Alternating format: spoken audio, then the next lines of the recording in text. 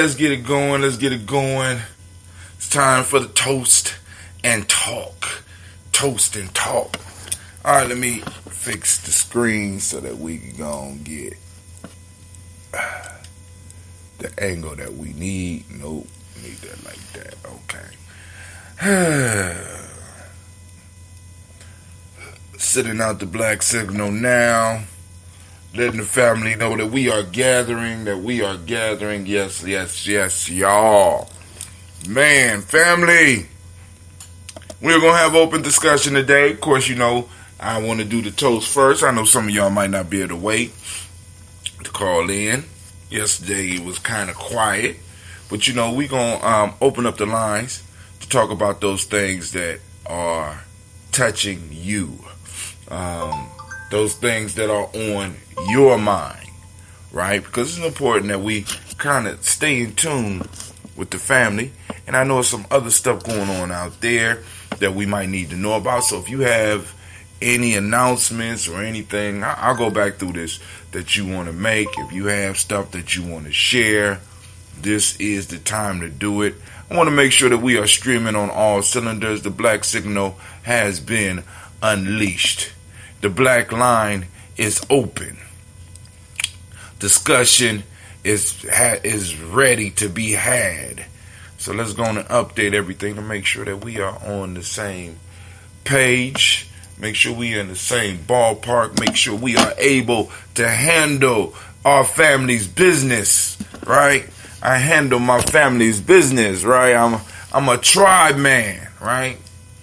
And I know the word makes some people uncomfortable, but we could discuss that too. Why we at Gye-Nyame Journey stress this whole tribe concept. Because, if you look at the history, it can get kind of scary. But then we have to look at the history of why it's scary. And why Brother Hatim is constantly talking about tribes run the country. Tribes run the country. You know what I'm saying? What is the blue wall of silence other than the tribe circling up to protect his own? What, Brother Hatim? What is the Democratic Party and the Republican Party other than tribes? People with like ideas. So it's time for us to formulate our own tribes and start moving out into the wider society and making shit happen. I'm Gye-Nyame Journey Media, and okay, all right, let's see what's going on. Anybody out there that just got back from December camp that want to report to the family, you know what I'm saying? Because even though we ain't do as much fundraising as we should, I'm trying to let the family know, especially those that are involved, that, we have a platform through which you can go and talk to the family and let them know what's going on, and they might want to help.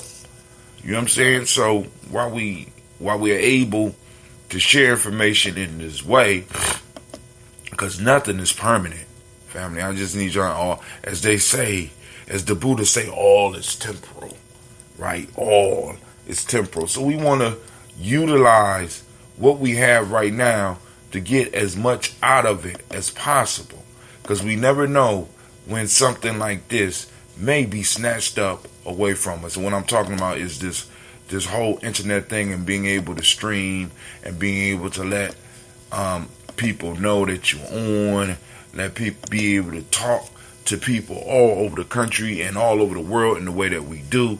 This is not guaranteed to continue on. So those that want to stay in touch with Gye-Nyame Journey, it's a simple process, and I will share with you soon as, look like YouTube is up.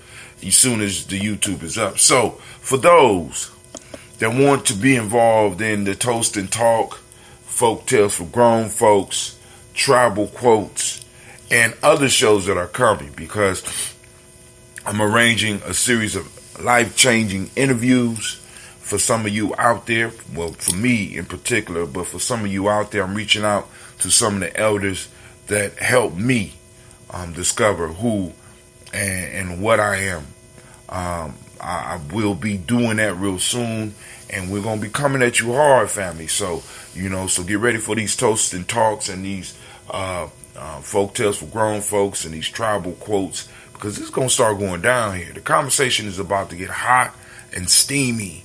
So you need to go and log in so that you know when we're going on. So if you are listening to us on gnjmedia.live, I would suggest that you subscribe and click the bell. If you're on Facebook, whatever, like the page. And if they got a bell or something, I don't know how that works, but make sure that you get in contact. But I suggest that everybody that tunes in to us, tunes in on gnjmedia.live.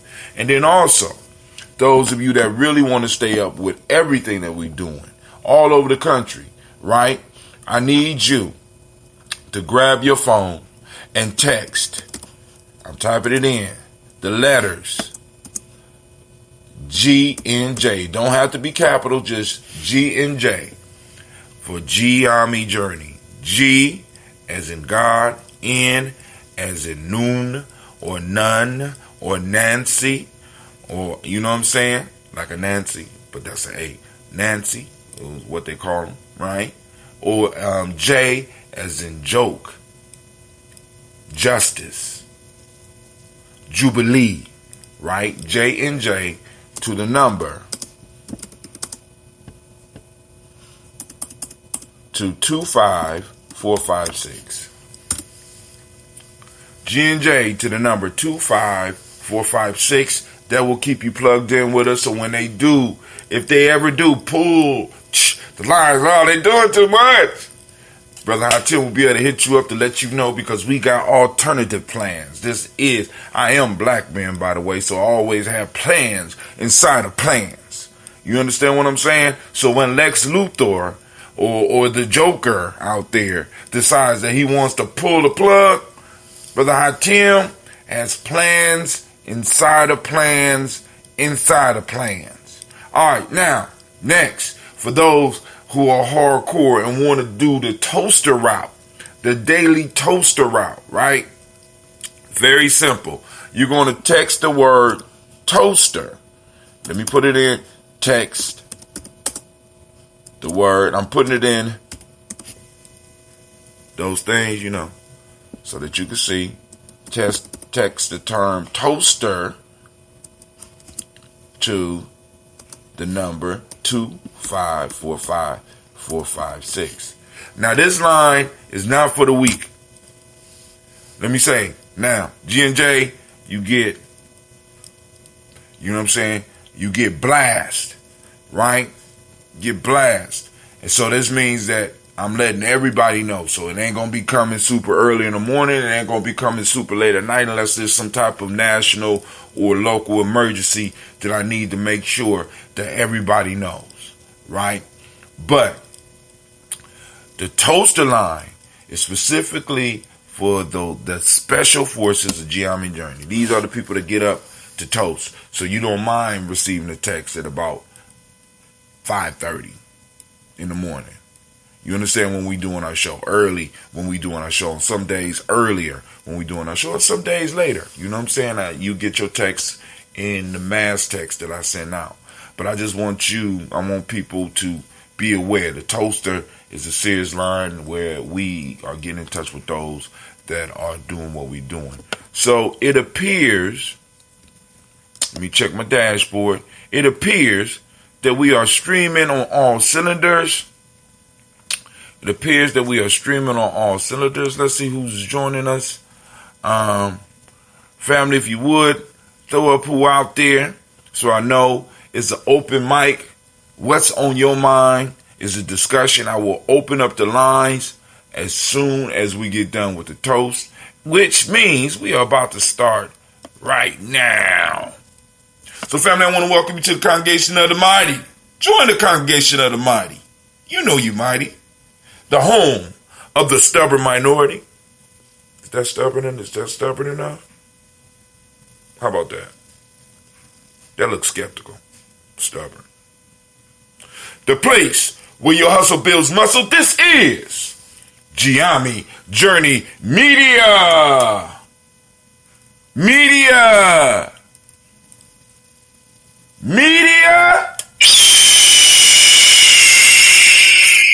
Anime, get it together. Spiritual animals is so hard to keep satisfied. I guess she didn't like what I fed her this morning. All right. Of course, you know this is the Daily Toast, but this is the Toast and Talk because we have time. It is President's Day. Okay. And we got time to toast and talk. And of course, you know this is the heart of a simple production. Well, we do nothing but strive to challenge and then blow up those old paradigms.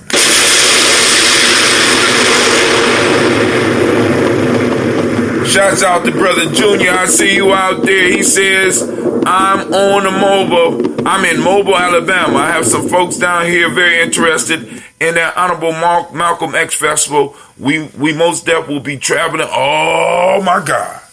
All right, cool. And we will be sending out the links for the fundraiser because we're trying to make it hot. You gonna come up and read for us, Junior? Is that what you gonna do? You gonna come? You gonna come? You bringing some poetry with you, Junior? You know what I'm saying? So all right, here we go, fam. Here we go. We will be having the Malcolm X Festival. I gotta get the date. I'm working on the date because last year, and this is a shame. Last year we tried to do it on Labor Day weekend, and we got murdered by the Asian Fest. All the black folks was at the Asian Fest. Maybe we need to talk about that. Maybe, you know what I'm saying? I might need at least an alarm on that. You know what I'm saying? All the black folks was at the Asian Fest. Oh, they said hell with Malcolm X. We want some pad thai. We want some ramen noodles. We want to see kung fu. Just saying, I'm being honest. I'm being all the way honest. So we got to change the date. We're going to move it back a little bit so that we can make sure we got all the family up in the house, you know. So I hope that don't throw a crimp into y'all plans, Junior. But we probably gonna be the week before, and I will be posting the date along with the fundraising information. You know what I'm saying? Shouts out to Herb Saint. He laughed because he know it's true. You know what I'm saying? We'll throw our shit to the side in a minute to go see some other people. I want an Asian chick. You know what I'm saying? Come on now. We need to stop that. We got to grow up. We got to grow up. You know, I know I take it personal. Yes, I do. Yes, I do. You know what I'm saying? So, hey, we about to get up here and do this toast. Shouts out to Miss Kim Carr as well. Hopefully she could call in. She's joining us from Wazadugu. They celebrating President's Day over there? Shouts out to her. For sure. Working on Malcolm's parable now. Crazy black folks want to be Asian than black. See, but I ain't mad because I was like that too before I started learning. I wanted to be Chinese. I ain't even gonna lie. I used to walk around with the Kung Fu uniform. I wanted to be a martial artist. I wanted to be a Buddhist monk. I wanted to be all that. Then I didn't know. But black folks forgave me.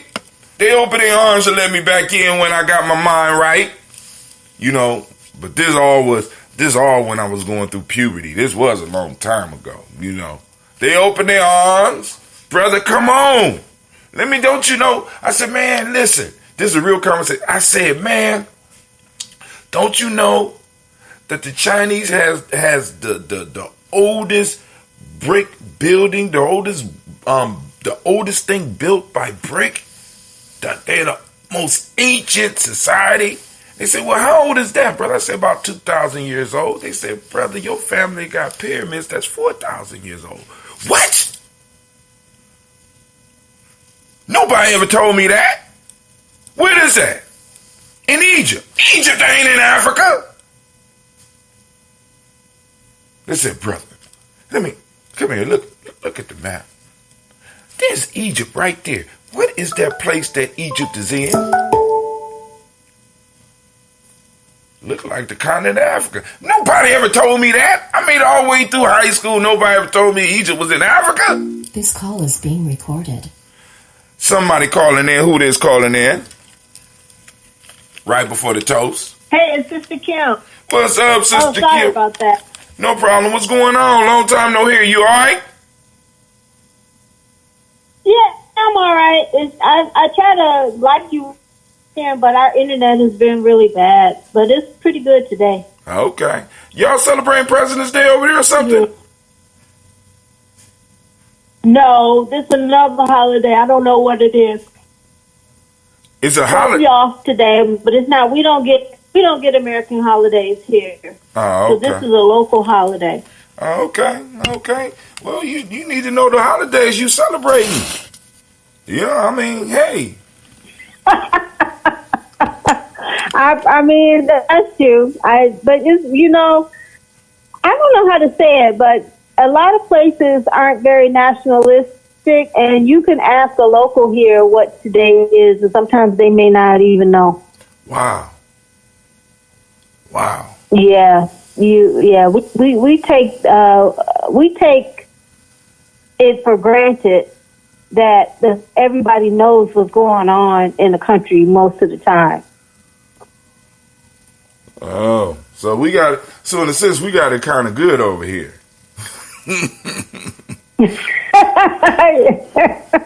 Yeah, we do. We got it kind of good, family. I mean, hey, like I said, we got a lot of work to do, but we got it kind of good. So we're going to do the toast so that we can jump off with this toast and talk.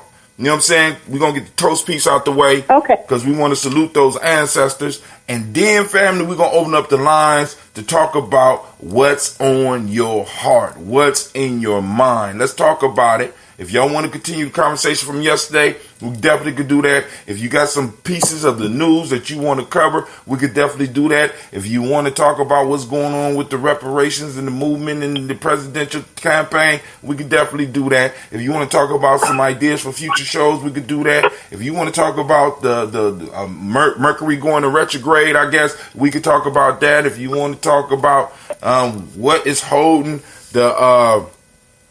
the atoms together to formulate the water, we could talk about that too. All right, you know what I'm saying? As long as you got to bring it. If you open in a discussion, you got to bring it.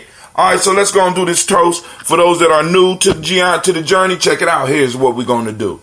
We are about to salute our personal ancestors, family. So if you are new to the show and you have ancestors that you want us to lift up and toast on a daily basis, put them up on the screen and I will write them down and we will salute them on a daily basis. Now, but every now and then you got to come back and you got to check out what we doing on Gye-Nyame Journey.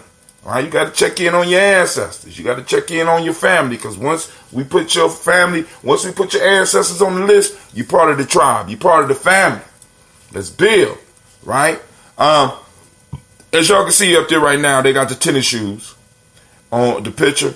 But because the tennis shoes are made in China, I think they stopped producing them. They just pulled them all the way off my list. I'm so hurt. I was about to order me another pair. But anyway, let's go and do our toast. Oh, we ain't even do the song yet.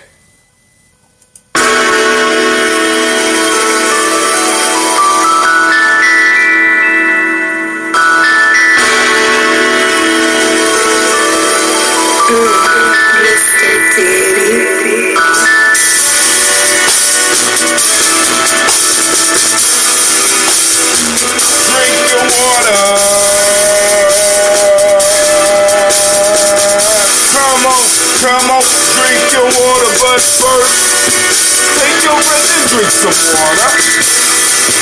Take your breath and drink some water. Take your breath and drink some water. Take your breath and drink.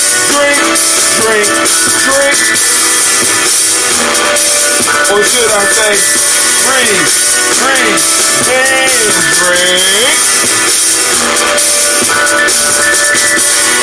Now grab your glass with some water. Get the picture of that water, your bottle. Get that picture of that water, your bottle. Simply pour some water. It's easy. Just pour it. Look. Drink. Or should I say, live, pour, then drink? Easy to do, even a child can do it. Now, move your body and drink some water. Move your body and drink some water. Move your body, drink some water. Family, move your body. Oh, drink, drink, drink, drink. Or should I say, move, move, then drink. Now raise your glass and toast your ancestors. Raise your glass and toast your ancestors. Raise your glass and toast your ancestors fast. Just raise your glass. Drink, drink, drink, drink. Or should I say, raise, toast, then.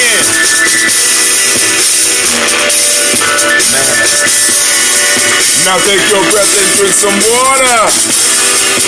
Lift it, pour yourself some water. Move your body, drink some water. Raise your glass and toast your ancestors. Breathe, live, move, toast. Or should we say, breathe, drink, eat, move. These are the 4 pillars to keep you healthy, family. But hey, take your breath, lift and pour. Move your body, hey, hey. Toast your ancestors, drink up.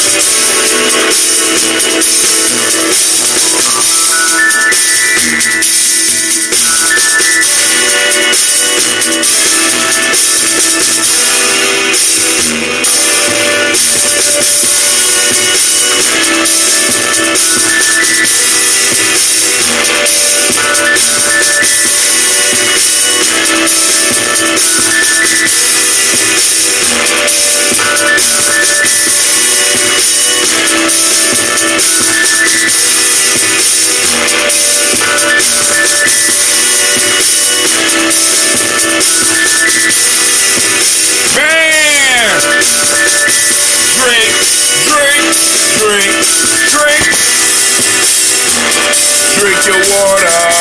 Drink, drink, drink, drink. Drink your water. Take your breath. Lift and pour. Move your body. Move, move. Toast your ancestors. Family, drink your water. Now, for those that are new to the show, family, every day we get up, or every afternoon, when we got these free times, it's kind of slow. We get up, we toast our ancestors, but before we toast our ancestors, we got to make sure that we are healthy. All right, it's primary that we need to learn to start taking care of ourselves, especially those of you who are in fields where you are constantly giving to others. The challenge is to learn how to take care of yourself. So, in an entertaining way, I sing a song, and I can't sing. Y'all can hear that, right? And I try to sing a song to let you know that you need to take care of yourself. Drink your water, right? Move your body. So, we talk about the 4 pillars of health in Gye-Nyame. That's breathing, which is number 1. Water, which is number 2. Eating a culturally appropriate diet, right? That family, research that African heritage diet. Get on that, right? Right? You know, add some adding some cultural elements to your diet. Okay? Right? You know what I'm saying? Because we are of African stock. Although we've been over here for 400 years and we have been in the crucible, being exposed to the heat of this system, right? And there has been changes, but we are of African stock, so we need to look at the African heritage diet. Last but not least, movement, family. Got to move, got to walk. Rather than taking the elevator every now and then, take a few flight of steps. You know what I'm saying? Instead of calling your co-worker, get up and walk. You know what I'm saying? Walk around your area. You know, move your body, right? So that we are put together well enough to toast our ancestors. So I know we got people that possibly want to call in. So what's going on? Do you not hear somebody hitting something? Hitting something like what? Somebody's hitting the wall next to my room. I think it's a hammer or something. You don't hear it? Clinton, your room is a bridge. Forgot about that. All right, so real life here, Gye-Nyame Journey. So this morning we're going to go and get us some of this ambrosia. This ambrosia has been out in the car. It froze and stuff and came back to life. Let's see what we got here.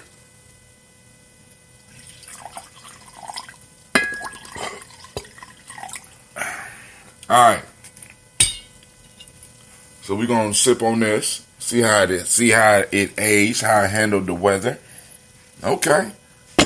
You know what? That's coffee. I didn't want to do the coffee one, but that's cool. I'm gonna drink the coffee one because we started. But we're gonna do our toast. We're gonna move into our toast real quick. First off, family, we wanna raise our glass to the creator by whatever name you choose. We wanna lift up and we wanna celebrate that creator. And we wanna say, Ashe. From there, family, what we gonna do? Y'all ready? We're gonna hit those ancestors. Now I'm gonna try to go as far as I can without the list because I'm trying to get to the point where I got the ancestors memorized. I'm only on the first page, so don't get upset if I ain't got your ancestors in the memory, because I'm going to go back down the list and I'm going to read the ones that I don't get. So we're going to start off. We got Miles Brown, Ms. Ann, Robert the Texan, Davis, Herm Brown, Sr., Rosalie Tilly, Georgia, William Walter, Christopher Penny, Gaston, Eileen, Uncle Chris, I'm Fiend, Cleveland and Geneva Brown, Margaret Ellis, Wash Ellis, Cecil Ellis, Barbara Brown, Gina Gaines, Herm Brown II, Barbara Twiggs, Wash Ellis Jr., Katie Ellis, Nikki Ellis, Jamon Jones, Jeremiah Tappan, John Fallar, Montague Pimenel, No More X, Pet Mount, Romney, Cord, Dr. Marianne Williams, Kojo Kamal, Elder Millie Dixon, Tony Clark, Pastor Yusuf Weston, Elder Ajani, Elder Ron Coleman, Elder Robert Donaldson, Alfred Brofro, Hector Jr.,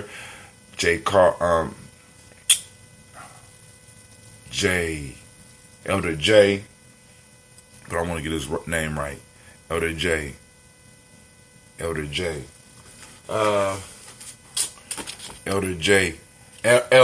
J. Edwards, Carla Harris, Grace Lundy, Inez Harris, William Bill Moss, Phyllis Rose, Sterling Lucy Wright, there, Gail Pullian, the Luxor brother, Miss Edith Brooks Crawley, Miss Marie Nelson, Mr. Frederick Crawley Sr., Miss Jerry Brunson, Mr. Lonzo Johnson, Miss Marie McDowell, Janice Foster, Charles Jordan, Kel Smith, Walter Trigg, Francis Johnson, Mary Franklin, Jimmy Williams, Daniel Ford, George Gibson, Nana Loretta Clark, Inez McCrae, Fritz Clark, Frankie Justice, Katie Justice, Derek Renderman, Virginia Rogers, Reverend James Smith, Lois Henderson, Calvin Spratling, Mary Elizabeth Walker, Raymond Walker Sr., Sarah Jane Carter, Michael Ford Jr., Kellen D. Russell, Susie B. Smith, Teresa Clay, Melvin Dale Hodge Jr., Herman Copeland, Mildred Copeland, Jenny Copeland.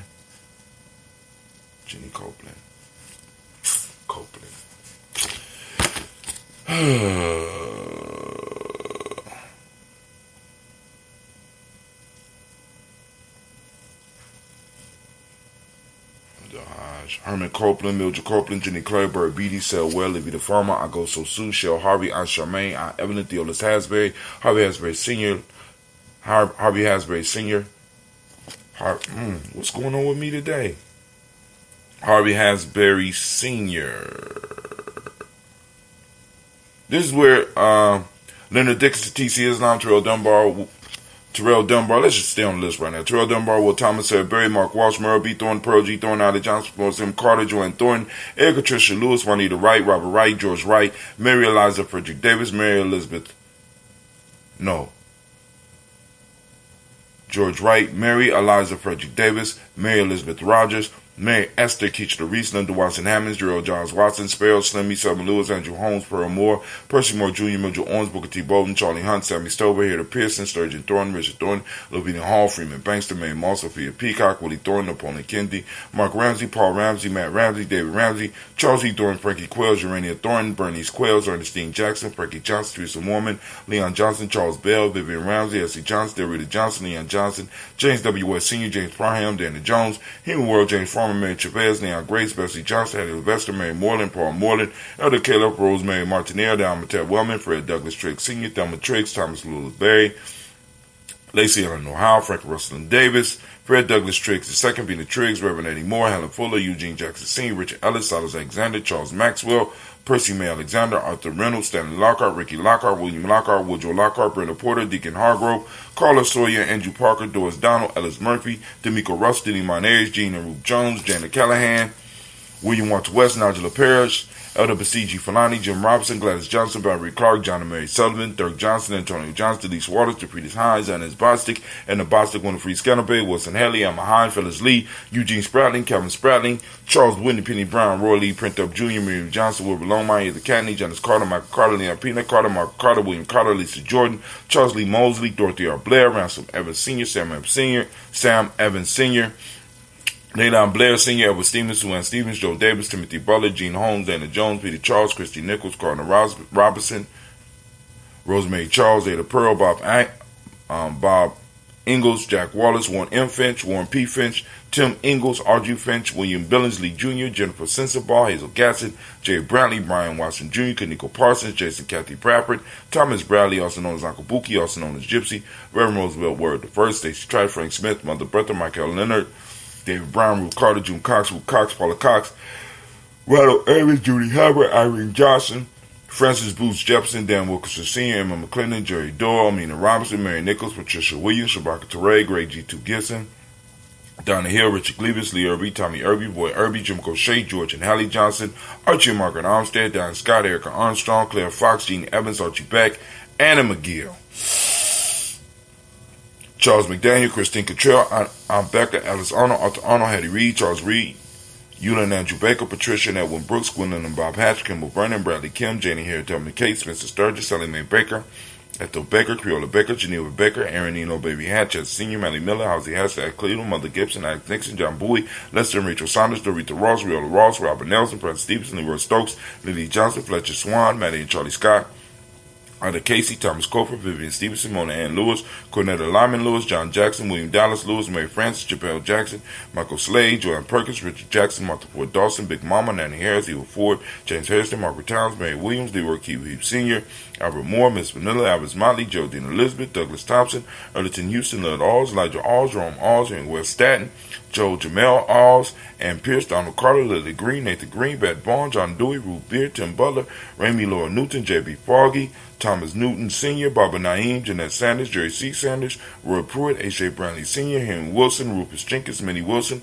Catherine Sanders, Muriel Ellis, Elizabeth Sanders, Henrietta Irby, Mildred Armstead, Margaret Armstead, Catherine Anthony, Ruth Brown, Charles Walker Sr., Charlie Walker, Cecil Russell, Diane Irvin, Haroon Phillips, William Ford, Margaret Logan, Phyllis Barnett, Lee Irvin Sr., Michael Irvin, Ozella Watson, Hugo Watson, John Caldwell Sr., Robbie Lee Caldwell, Nevaeh Mitchell, Ron McCormick, Sabrina Easley, Rashawn Easley, Javale McCormick, Robert Ann Reed, Dorothy Ann Reed, John Reed, Shekamaha Reed Jr., John Reed Jr., Patricia Reed, Edward R. Benson Sr., Ethel H. McNair, Louis Fernandez, Jacqueline Brawlers, Reginald Oliver, Marjorie Cooper, George Swan, Emmanuel Grayson, Charles Scott, Charles H. Scott, Michael Morgan, Charlene Morgan, Sybil Edwards McNabb, Annie Ferguson, William Ferguson, Shelby McClendon.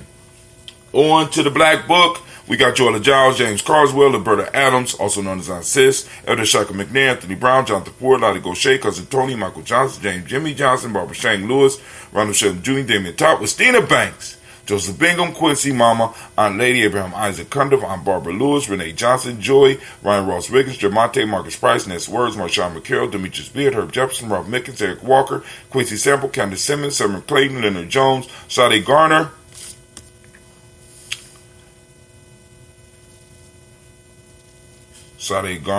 where that's at? Okay, Melvin Scott Jr. No, Melvin Scott Sr.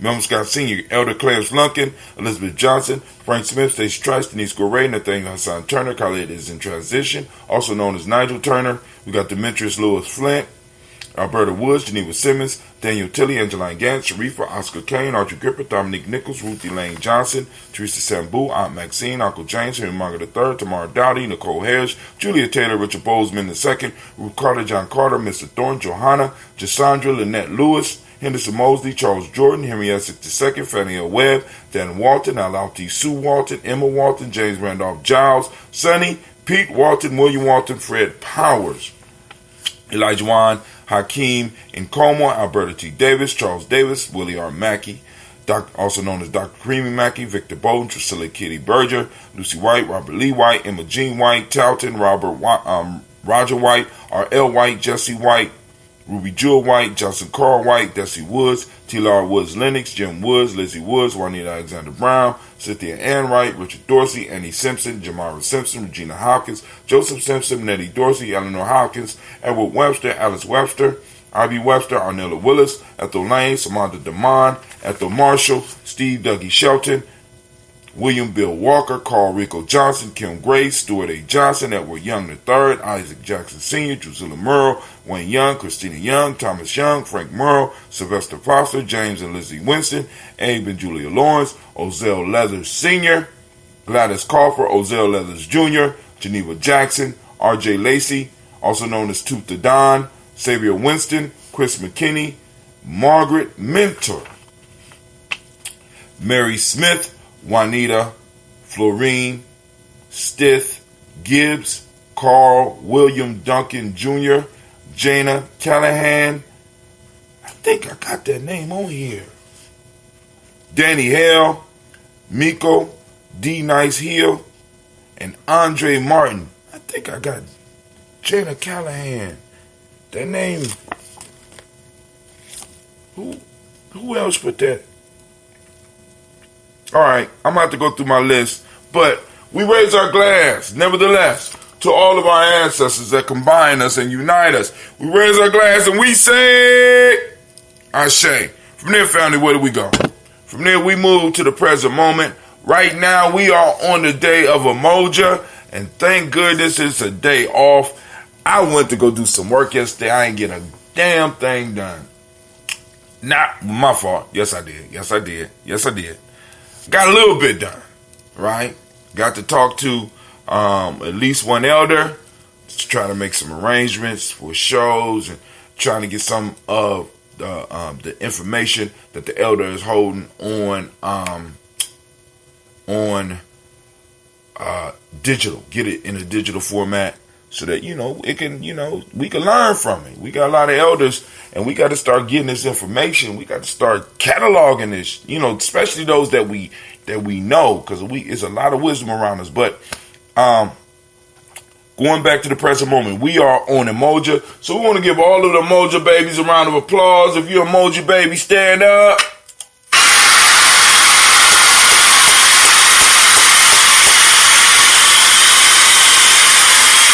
Shout out to all the Umoja babies. Yeah. All right, cool. Now, from the Umoja babies, what we want to do is we want to talk about the power of this moment. We are in this moment. This moment is ours. So we just saluted our ancestors. Our ancestors struggled so that we could have the present, right? This moment right now, right? Where we could actually make some change. So we need to make them proud and start utilizing this moment. And I'm asking that each and every person that's listening to me take some time today and see if you can find your principle. The principle today is Umoja. We are seeking out Umoja. It's out there. We can find it. It's out there. Our people are using it. We just don't recognize it. We've been taught to look at all this other crazy stuff, and we're missing it. So the challenge is activate your reticular formation. Get out there.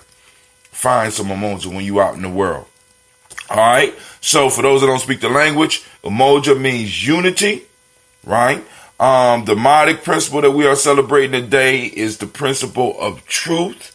The color is violet. As you can see, I got my violet on up under there, up under the Daily Toaster shirt. This is the new edition of the Daily Toaster shirt. It's kind of a yin yang type thing. But anyway, mentalism. Jill Jackson, get them libraries before we lose them. That's right. That's what we got to do, and that's what we're gonna work on. And also stay on for a minute, Jill, because what I'm throwing out is for you as well. Because the same offer I'm making them, I'm making to all of the nation builder, all those that's in our circle, because I have a skill that I want to be able to share with everybody so that we could start getting some stuff flowing. But anyway, we have the Hermetic Law of Mentalism. Male name for the day is Kwojo. Female name is Ajwa. I probably said that wrong. I don't know what's going on with me right now. Ajwa. All right. So, we raise our glass to the present moment and to the power of the moment that belongs to us. So, family, what are you doing with the power that your ancestors left you? Are you wasting it? Come on now. Come on now. Come on. We raise our glass to this present moment because we're going to use it and we're going to push and we're going to use our power to make sure that we create the space and time for our children as well as leave them the resources that they need to do what they need to do to take our people to the next level. So we raise our glass to this moment. We say Ashe. From there, we move on to the future generations. We move to our future generations and guess what? Right? We toast them. We celebrate them in advance. We know it could be hard working with the young people, right? We know. I'm looking at my house now and it's a mess. They tear up everything. They was trying to break the mop while I was on the show the other day. Just, why are you doing that? I don't know. Just writing on my mama's couch. But they the future. So we raise our glass to the future generations because I can't wait to see what they become. We toast our children. We toast our children's children on to infinity. We say, Ashe. From there, family, we move on to all of our relations. We toast and we say, Ashe. From there, family, here we go last. No, this ain't last. This is for you. That personal. You ready? Are you ready? You ready? That personal toast. This is a toast for you, right? That personal, that selfish toast. What is it that you need right now, just for you, in this moment to move you towards your greatness? What is it that you need? We got to take care of ourselves, family. Because we can't take care of our ancestors. We can't take care of our children if we're not taking care of ourselves, right? Because a lot of us are checking out of here from the stress. A lot of us are checking out of here from all types of foolishness. So we need to go on and make sure that we take care of us. What is it that you need in this moment? Raise a glass and we say, Ashe. Last but not least, I want to toast the most magnificent, the most marvelous, the most beautiful, the most outstanding, uplifting, inspiring individual in the room. I raise my glass to you and we say Ashe, Ashe, Ashe. We wish you peace, power, joy in 100 years. And as we say in Gye-Nyame, cat in. Because this is our thing. God damn, that coffee set for a couple of days and that shit is good. All right, let's go back because Sister Jill was posting out. She said, get them libraries before we lose them. That's part of the plan. But also we're getting the libraries from the elders. I want to be able to do the same thing with the nation builders. After working with Philip Shock Matthews, I picked up some skills. And what I want to do is, one, start helping people either through books or through e-courses or whatever, put together information that our community needs. Start organizing it and putting it out there for the community. Now, also making it so that we can exchange value. Because like with Jill or with Dr. Kelsey or Dr. Myers or Baba Dolly or, you know what I'm saying, or Elder Tony, with all the people that I'm shooting at, what I want them to do is to put together something for the community that we could bring value into the community. But also the community going to have to recognize that value and send value back to you, right? So putting together information that we can go and utilize to start establishing economic foundation for some of the stuff that we doing. One for you, for those that's going to be creating the content, and also allowing others that will help promote the content to also be able to grow off of the content as well. So it's a simple process. Brother Shock Matthews called it Umoja, such an appropriate name. Umoja, where everybody that's involved with the cycle can benefit. And we could put this together right. We could put, it's basically, if you got materials, whether you do writing or whether you do speaking or both, right? We can go on and start making it happen. I am not playing. This is something that's very, very doable. Something that is very, and it's like, yo, I ain't gonna say people gonna get rich off of this, but we can at least get some funds flowing into our community with some of the stuff that we create, and we got no overhead because it's all digital. Umoja. Brother Philippe is a genius on that shit. When he came up with that shit, when I heard the concept and he broke it down to me, he said, dude, go on out and do it. Like, man, I ain't playing with it. But hold on. She said, get those libraries. Cool, activate our Umoja. No, I gotta go. Oh, Jill said I gotta go. Maximizing is the question. Good morning, all. That's from Sister Navita. There are levels of usage like a gas gauge. Yup. I don't know why they're not at their aunt's house. Anyway, well, my mom wanted to, talking about my daughters. My mom, they did something to my mom's house. And my mom wanted to exact vengeance. I guess that's the only way. Malcolm X Festival, join us in planning this festival. Hit me up via Facebook inbox or hit Gye-Nyame Journey Media inbox. Look forward to hearing from you. Where's all that at? I don't see that on here. How you do that, Navita? Good morning, all. Navita. Absolutely. We need all of the stories. Umoja.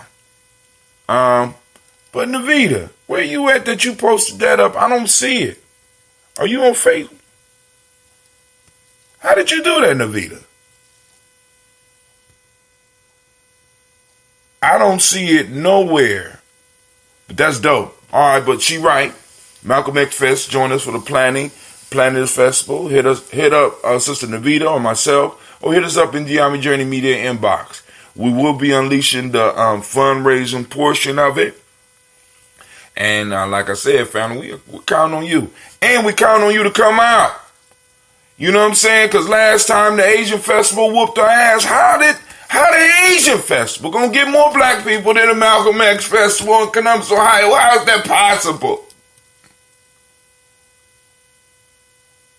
You posting up and I'm not seeing you. Somebody just posted up something about the Malcolm X Festival and I don't see him. But anyway, I don't understand that, man. That frustrates me. We got to adjust our day of doing the Malcolm X Festival because motherfuckers gonna run off to the Asian Festival. I'm just saying that, this is what history has shown us, right? So we're gonna do the Malcolm X Festival. Brother Devin, if he out there, go and post up the date. He posted it up on the text. So Navita, if you go to your text and pull it up because I'm streaming on my phone. And matter of fact, I can pull up the date. Hold on. I forgot. This is a Chromebook. Oh, what a wonderful thing. All right, family lines are open. 614-556-4535. Let's have a conversation. What you want to talk about? What's going on in the world that you want to discuss? What is it? Right? Or y'all just want to hear Brother High Tim rant? Because I could do that. I have no problems with ranting. You know what I'm saying? Because I'm an angry black man. Hold on. I got something going on at my school. What's going on here? I'm sorry. This might be an emergency. Just left school. This vehicle was left sitting near entrance. Oh, okay. It ain't my car. All right. All right, here we go. Here we go right here. May 16th. May 16th is the date set right now for the Malcolm X Festival. So we will, once I get the fundraising piece cleared, we will unleash that upon the world. We will be sharing it. So those of you that don't like getting inboxes, I apologize in advance, right? But we are going to be trying to raise funds so that we can make this festival the most successful one yet, right? This last Kwanzaa we got a long one, we got a hard one to compete because Sister Jill put that shit together immaculately. And I'm like, we got to go on and meet the standard that has been laid. The gauntlet has been laid down. So we got to go on and hit it. We got to get the Malcolm X Festival up to the standards of the Kwanzaa because the shit was thorough. And I'm like, the gauntlet has been thrown down. So community, we need your help. And like Sister Navita posted up, we are looking for other people with other ideas to come to help us as far as the planning and as far as the fundraising for this festival. So once again, lines are open. Black line is open. Hit us up at 614-556-4535. Bow. There we go. Give y'all a couple of seconds to get y'all bearings. Come on, wake up, Hootsuite. Why is all of y'all sleeping? I know we don't get holidays. Is Sister Kim still out there? Now's the time to call back in if she's still up. Brother Deshaun is out there. Why don't you call in and give us a report from the reunion? Shouts out to Elder Margarita. I see you out there as well. Alright. So, lines are open 614-556-4535. Somebody posted up Black Line is open. May 16th, Malcolm X Festival. Where? At the Millennium Community School, 3500 Refugee Road, right in the front. You know what I'm saying? The goal is eventually to grow so that we could be all the way in the back and use that whole field and have a magnificent something. But, we need to put our heads together because we got all that space. And I'm saying let's use it because all is temporal. While we got it, all is temporal. You know what I'm saying? So, because we got more. I honestly believe that with this school, we got more space than we had at Franklin Park. Hint, hint, Juneteenth. I'm just saying. We could build a stage back there. Actually, we got that natural hill. We might be able to formulate some type of stage right there. Got all the people out there. We could put all of the vendors all the way around the building. So when people come, they could park over at the church if we have it on that weekend. You know what I'm saying? We make arrangements. People can park over there. And they could walk around. And on Imani, rather than starting early, we will start in the afternoon after the church services let out over at the First Church. And in fact, matter of fact, we might encourage a partnership and say, hey, we all gonna go and participate in the service at First Church and blah, blah, blah. I mean, it's so much. She said, please stop with the gauntlet.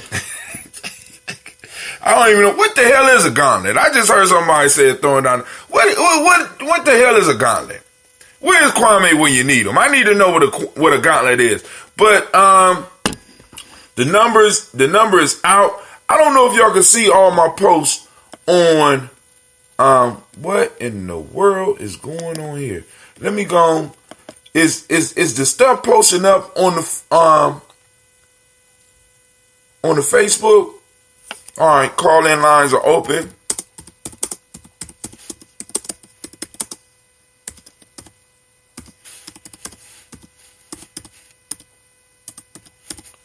I don't see. No, nothing is popping up. That's messed up.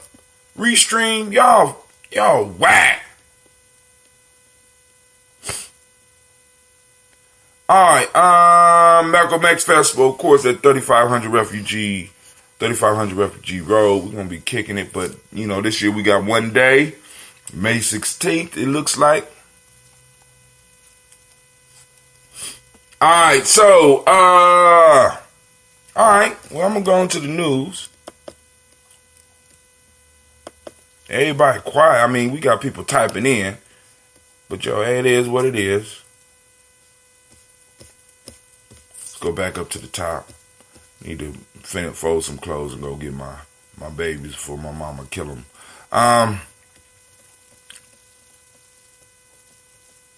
All right, so there was an article in Al Jazeera. I want to check. We can check this article out until somebody call in. Yes, I can see it on. It's seeing on the screen, but it should be popping up on the timeline for y'all, so that just in case, because the screen eventually fades. So I got to make sure that I'm posting up. Let me see if it's doing the reverse.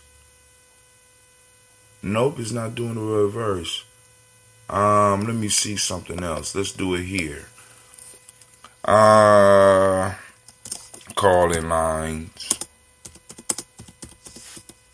are open. The chat bot is having a problem, and I got to figure out how to fix that too, or at least how to manipulate it, because there's so much stuff we could be doing with the chat box. Let's see. This one posted. Posted on Periscope. All right, so it should have posted. Let's see if it posted on Facebook. Nope, it don't show that it posted on Facebook. All right, it just posted on. All right. Well, anyway, let's go. Al Jazeera. Meet the U.S. presidential candidates, blacks. In U.S. electoral politics, black people are an asset, a problem, or a prop, but never a protagonist. What are you talking about, Al Jazeera? This is from Al Jazeera. Let's see. The writer is Yannick Giovanni Marshall. The light almost seemed to go out of Pete Buttigieg's eyes as ABC correspondent Lindsay Davis put question to him during the New Hampshire Democratic debate this month. Davis, the moderator, asked him to explain the increased rates of black arrests in South Bend, Indiana, during his tenure as mayor there, and refused to let him slip down the escape hatch of well-rehearsed condemnation of systematic racism. It was as if Buttigieg could see the ghost of the life chances stolen from arrested black people taking their seats among the audience in St. Anselm College Auditorium, waiting to hear his first presidential bid. With applause-seeking one-liners and parody activists speak failing to gain traction with the crowd, he resorted to smashing the in case of emergency glass and brought out the gangs. Question: how do you explain the increase in black arrests in South Bend under your leadership for marijuana possession? Answer: something along the lines of, we targeted violent gangs. Unless all those arrested black people were violent gang members, this does not begin to answer the question, yet it might feel like an answer to Americans born into a society with a centuries-long tradition of representing black people as dotus duplicitous violent beings. It's duplicitous? Duplicitous. I don't know. The blacks. Yeah. Come on now. No comments? Should I keep going? The mere reference to the violent gangs conjures up groups of marauding blacks. The need to manage this group justifies or at least serves as an explanation for any police action against any individual black person. There are gangs. That is why they do what they have their full. That is why they do not have their full measure of rights. Individual human beings who are black are rounded up as part of the aggregate known as the blacks. These blacks bear no relation to, nor are they even an attempt at any accurate reflection of the many different individuals that make up a group of more than 40 million people. Instead, the blacks is an amalgam of historical anti-black invective collected in a bucket and poured over a community. The blacks are not people. They are the caricatures that precede actual black people when they enter a room or become the subject of a conversation. Black people, despite ourselves, are seen to be the blacks.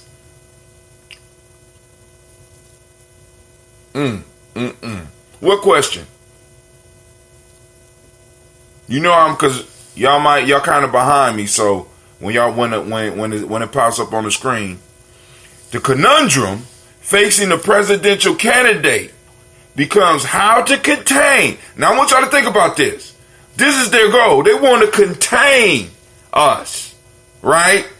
They don't want to give us anything. They just want to contain and control us. And we have to understand it's a game being played. It's a game by different tribes being played. And because we don't know that we are tribal, that we are a family, that other people are hustling and grinding against us, we don't recognize it.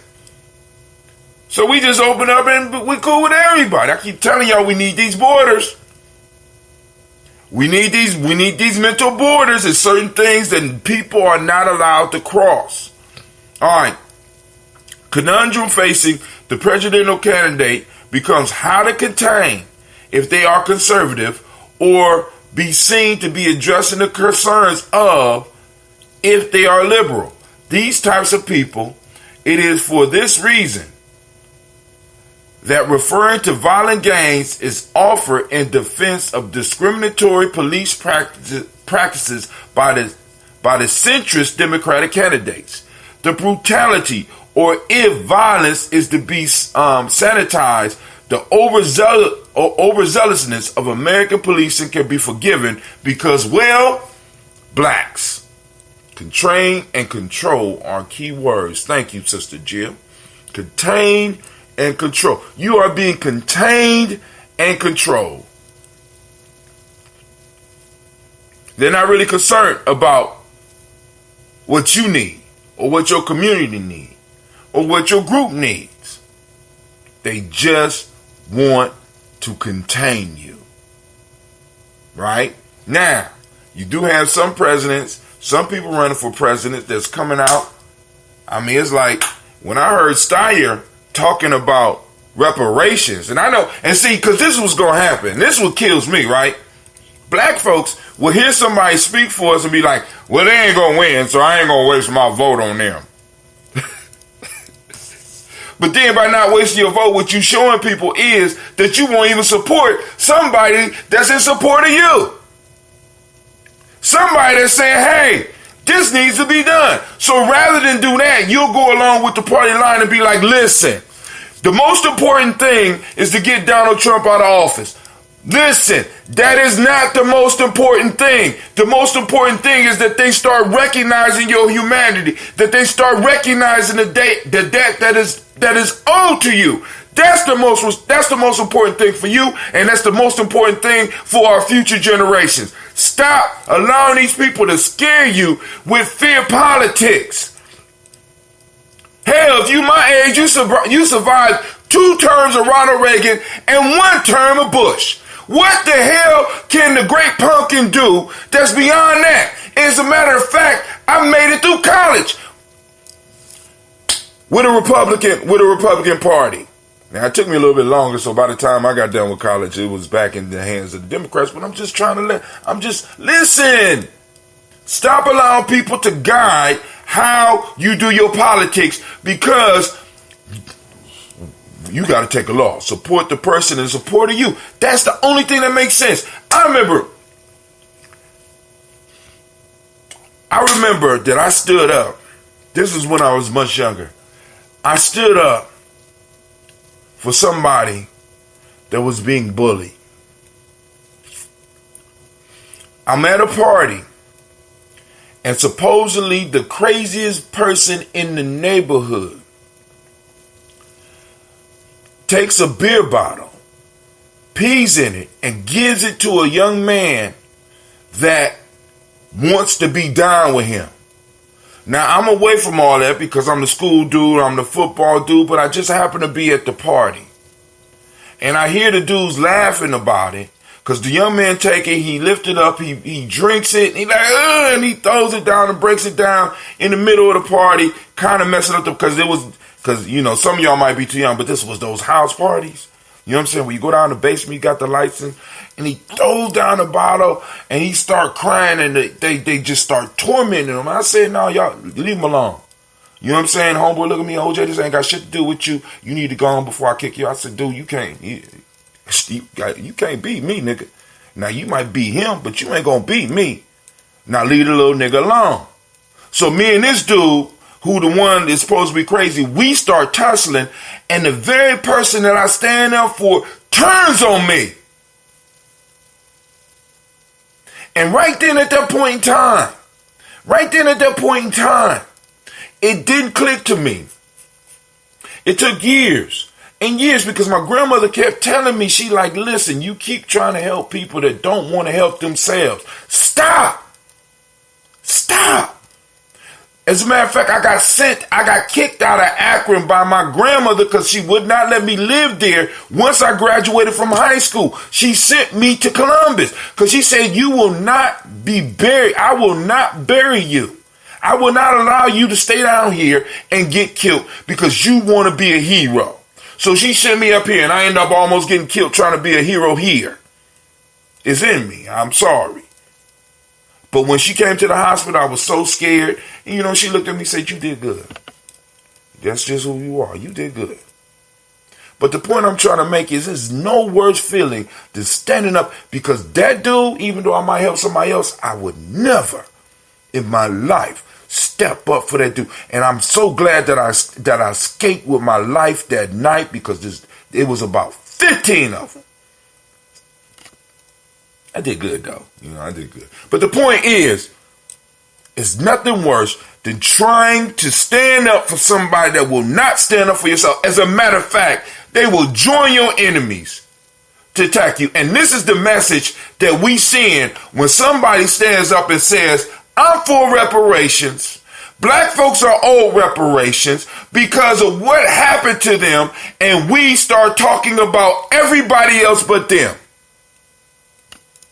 At least have conversation about it. Right? What Bloomberg offering y'all other than being able to beat Donald Trump? Him beating Donald Trump is not going to do anything for you. How about Booty Judge? Huh? What's his stance on you? Because when they come with these universal policies, they are not talking about you. You do not fit into the template of universality and white supremacy. Please understand that. You don't fit into it. You are not part of the universal picture. So we need to make sure that we back those that back us. So like I said, I'm still waiting to get Homeboy's plan, but Steyer got up on a debate stage and said, I'm the only one on this stage that's in support of reparations.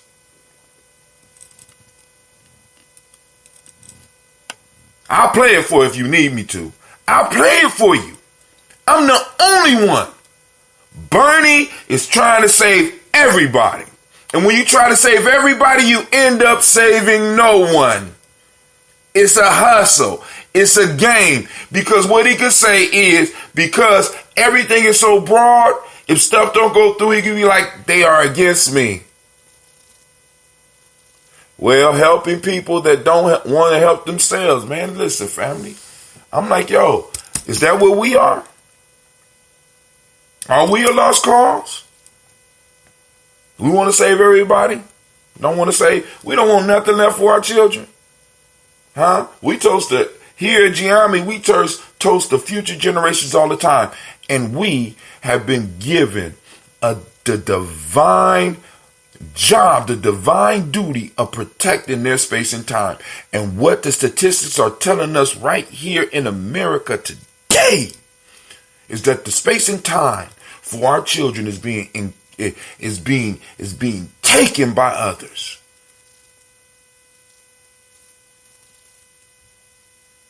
Now, what I'm saying is there are politicians that have us in mind, but we ain't backing them.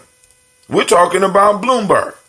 There's another billionaire on there that sat up on that debate stage and said, I'm the only one on this stage that's standing for reparations, and I'm going to talk a little bit more about his plan once I get it. You understand what I'm saying? Once I get it.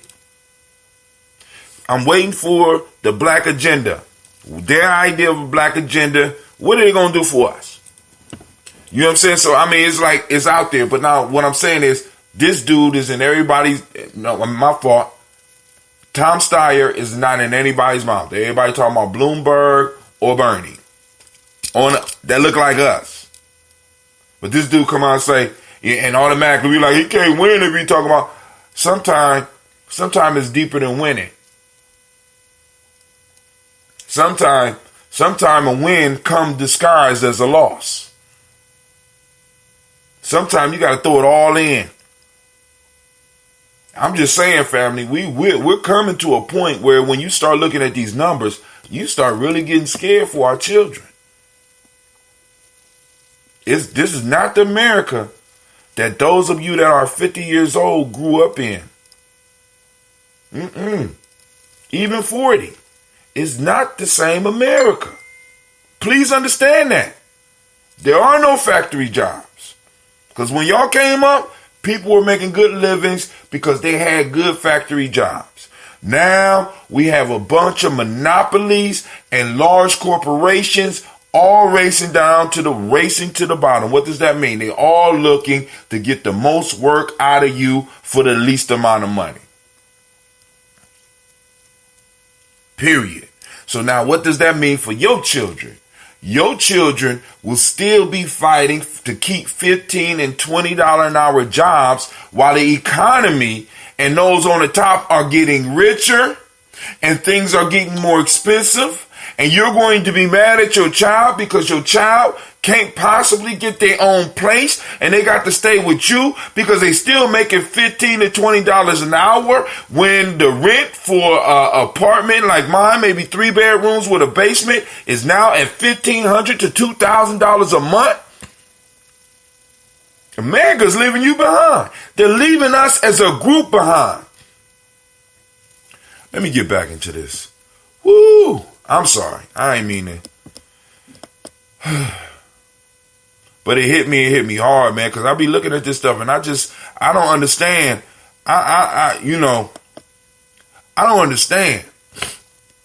All right, let's go back. This is Al Jazeera. Vice President, oh God, here we go. Vice President Joe Biden, constant reference to his black support, often comes across as so cringeworthy because it feels like he holds blacks as some sort of ace card in his back pocket. Let me see. Calvin, this is a bit off topic, but do we have someone in the family who has a working knowledge of French? Parlez-vous français? Parlez-vous français? So anybody out there speak French? Brother Kwame is seeking. Where was I at? Instead of black support suggesting a tendency to approve some of his policy proposal or strategic voting in an attempt to stave off more concretized white nationalist takeover of the government in his political cadence, it often sounds like our blacks. Are blacks. Ultimately, is a claim to property. That's how they talk about you. It is the liberal version of the conservatives' more transparent look at my African American. The black crown he conjures up seems no more individuated, independently minded, or human than those referred to on a Blacks for Trump placard. It would be so bad if lassoing the multitudes of individual black lives into the amorphous mob that is the blacks was where it ended. The problem is, of course, that the caricature is so co-traveler with every pogrom. Who is this? This motherfucker has an extensive vocabulary. Good God almighty. Shouts out, let's give him a round of applause using all these goddamn words, man. Make it simple, nigga. Make it simple.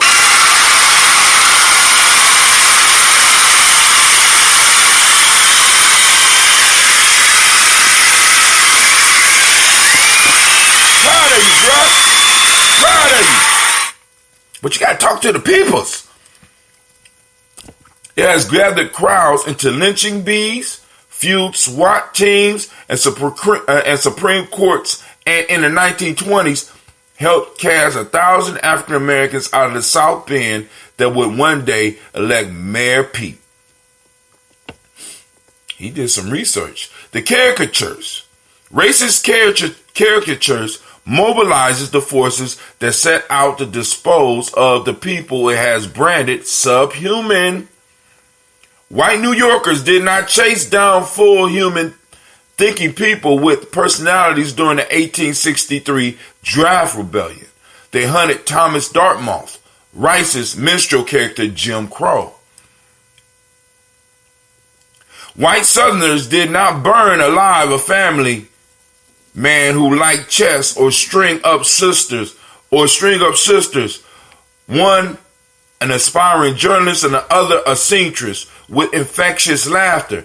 They killed the duplicitous and uppity mulatto in Birth of a Nation, or less the slow-witted prissy in Gone with the Wind. The policeman who stopped me while I walked up a deserted street in East Toronto at midnight and demanded my identification asked me what I was doing and forced me to wait while he sat in his car and radioed in to the station. Did not racially profile me, but the black mugshot in his memory. He stopped the conservative radio depiction of the black criminal he saw projected into my winter clothes. Fixed to our bodies and lives. This dude is good. Big words, but good writing. Fixed to our bodies and lives and humanity is the sum total of centuries of racist thinking about the blacks. They pin us down and muffle every one of our shouting declarations of full humanity. And if we can speak at all, it is as a character in Green Book or The Intouchables, some new version of the 1950s bellhop whose presence and story has no other purpose than to stay in the background and stand at the service of racial reconciliation on white terms. God damn, he doing some good writing here. Good writing. Good God Almighty. Y'all hear that? Let's get this. I ain't gonna give him another round of applause, but shit, brother, yay. They got some good schools up there in Toronto. I'm just fucking with y'all. When he called Cory Booker the first American U.S. Senator from New Jersey, the first African-American U.S. Senator from New Jersey, well-spoken. Michael Bloomberg, a Democratic candidate for the presidency and former mayor of New York City, likely expected praise for recognizing that a man could be both articulate and black at the same time. Oh, thank you, Mr. Bloomberg, especially for your stop and frisk. But thinking that blacks are a certain way, that way being generally lesser, might well lead someone like the mayor to champion police powers to stop and frisk black people in black neighborhoods. One can even expand a policing order that forcibly touches all black people, because then the risk of groping one that does not deserve it will be low and lead to no consequences. Blacks being a type of people, inarticulate and dangerous, has been key to the legal defense of anyone caught shooting into a car of rowdy screaming blacks. They could not reasonably have known that one of them was undeserving of being shot. In 2012, 17-year-old Jordan Davis killer Michael Dunn said thugs should be killed more often for social change. The same year, George Zimmerman's brother reached for the trusty "blacks are risky" defense of his Trayvon Martin killing brother. He tweeted, "Lib media should ask if what these two black teens did to a woman and baby is the reason people think blacks might be risky."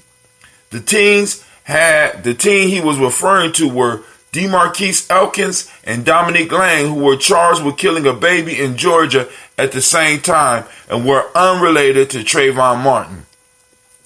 Zimmerman's brother, Robert, posted a picture of Trayvon, a 17-year-old African-American teenager from Miami Gardens, Florida, raising his middle finger in an attempt to halt the humanizing of Trayvon. It was to return him back into the pack of ends. We know what that is. To use a Mel Gibson.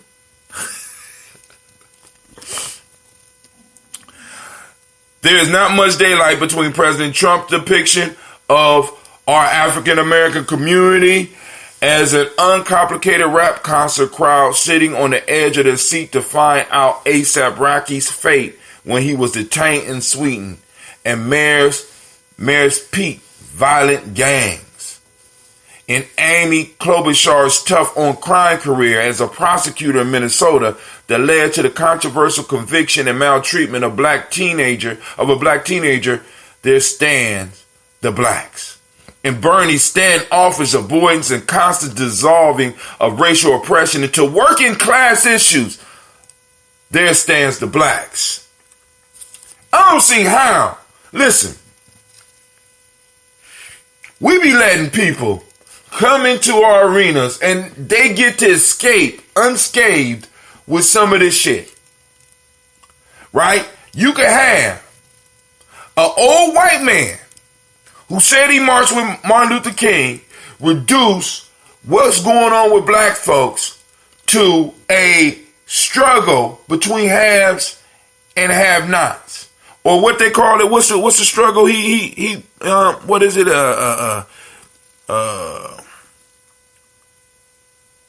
Bernie standoff, dissolving racial oppression into working class issues.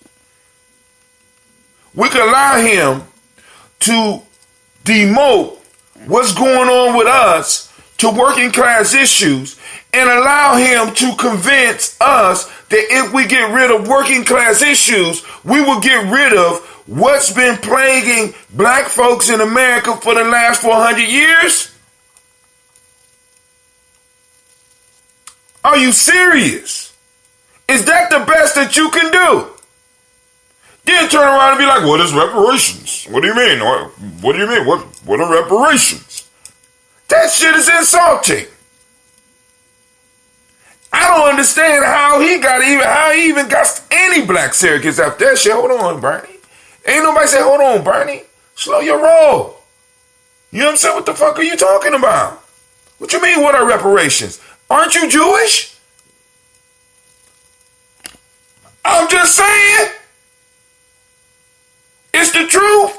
How the fuck can you get up here and say, what are reparations? What are you saying? You've been in Congress, you've been in the Senate for 30 years. It ain't this shit. But now you want to run for president and you're going to solve all the problems by dealing with working class issues. I'm going to make medication free. I'm going to make college free. And everybody is on the same level. So I'm going to ask those of you that are intelligent enough to keep up with me. If I start with 0 and you start with 5 and I say, all right, we're going to change the game. We're going to make it different. I'm going to give everybody 5. Now I'm at 5 and you are now at 10. How did you improve anything? The same gap still exists. So if I come across the board and give everybody the same thing, that means everybody is going to be in the exact same place they was before. We can't see that. When they come with this universal shit, we can't catch this. We need to smash them every time. We need to smash them because this is ridiculous that anybody could come to a group of hustlers, to a group of individuals that have been able to pull miracles out of nowhere to get us to fall for some of the talking points that these people got. Medicare for all is not going to serve you. It's going to it's going to provide you with free health care without dealing with the issue that bothers you. Because even with Even with free medical care, they're going to give you less treatment. Why? Because the mind state of a lot of these doctors, you can look it up yourself, is that you don't feel pain like everybody else. So they don't have to treat. So you already are getting the medical care that you need, that you're paying for. So what's going to happen when it's free? You don't feel pain like everybody else. You're super. You're advanced. You could take more pain. There have been cases of individuals dying. Black people dying because doctors refused to give them medicine because the pain wasn't that severe. Especially for a black person. Your tears don't count. So what happens when there's Medicare for all and you walk into the hospital? You got free medical care, but are you going to get the same level of medical care as your tears flowing down your face? Are you going to get the same mercy and the same care as, let's say, a white lady walking in with tears rolling down her face? I dare say no. So the issue is the very structure. There has to be a radical transformation within this country, especially if we're going to continue paying taxes. We paying taxes. Now I understand some people be like, oh, why we even need to ask them? Nigga, you paying taxes. You are being extorted right now. If you got a paycheck, they get your money before you get your money. So we have the responsibility. We have a responsibility to demand what we need. And not allow these motherfuckers to continue feeding us garbage. Working class issues, my ass. Come on now. You may have to spend hours wading through the candidates, blacks, before you find any evidence that full individual thinking, varied living humans are black exist at all. Electoral politics in the U.S. has not moved beyond racial caricature, a more sophisticated but no less reductive device than the ethnic slur. Full humans who are black are still the blacks. For presidential candidates, no matter what attempts we make to loosen the straitjacket of reductive representation, we are no more than an asset or a problem, a prop, never the protagonist. It is not yet curtains for the minstrel show. Oh man, oh man, oh man. My man, Yannick.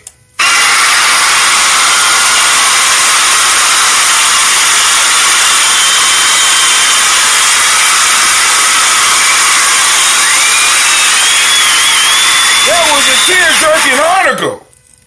Yannick Giovanni Marshall, man, that was a excellent article.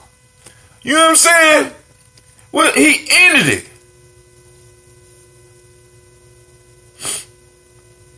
We are more than an asset or a problem, a prop, never the protagonist. No, we are no more than an asset or a problem, a prop, never the hero. Never the hero. How y'all like that? How that feel? How that feel down in your gut? You as excited as me? You know what I'm saying? He dropped it on that one. All right, the lines are open. And I guess nobody want to call in once again. I guess nobody else. Y'all quiet on me today. All right, let's see if I got any other news up here. Brother Sean, call in and let us know what happened at Simba and Simpson. Come on now, don't be shy. I know some of y'all scared. I ain't gonna attack you. I promise. From CNN.com, racist language is still woven into the home deeds across America. Erasing it isn't easy, and some don't want to. Are you surprised? That's called redlining, family. And it was supported by the government. They allowed it. And in some cases may still allow it. Lord have mercy. I wonder, they got this house called the Circle House that overlooked Goodell Park. I wonder if I was to walk into the bank right now with the $2 million to buy it, would they sell it to me? Because a lot of y'all think that it's just about money, right? But a lot of y'all forget about the store when Oprah went in France and they wouldn't let her in because she was black. Or you know what I'm saying? It's deeper than money. For those of you that don't know, it's deeper. Yeah, a lot deeper than money. Yeah, a lot deeper than money. Family, you got to understand, you have been pigeonholed as a bottom caste, and the only thing that's holding you in that position is your belief that you deserve to be the bottom caste. Is your belief that you are supposed to suffer for all humanity. No. You are supposed to suffer for your future generations, to make sure they are put into a place of prominence. That's what you're supposed to make the sacrifice for, not for all humanity. That is foolishness. That is foolishness. And it's dangerous because we always allow ourselves to be put in a position where we have to service the whole rather than service us. Come on, family. It's time for us to grow up as a people. We are no longer adolescents in America. We are no longer children in America. May have never been. But our politics have. It's time for us to put on them gloves and get in that political ring and start whooping some people's asses with some of these questions and some of these comments. It's time for us to start making motherfuckers scared to offend us.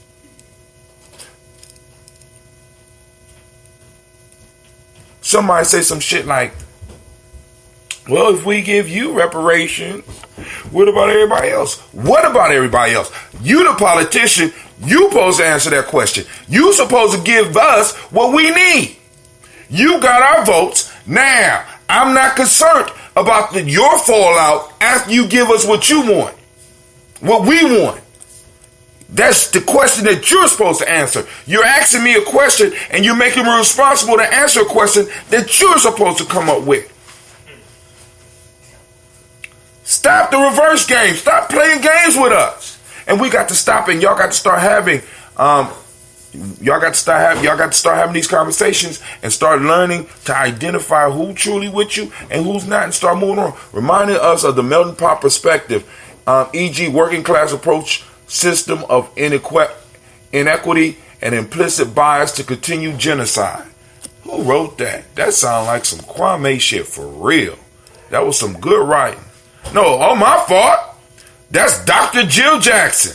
That was a great article reminder of the melting pot perspective, e.g. working class approach system of inequity and implicit bias to continue the genocide. We ain't made nobody scared of us since 1967. Hell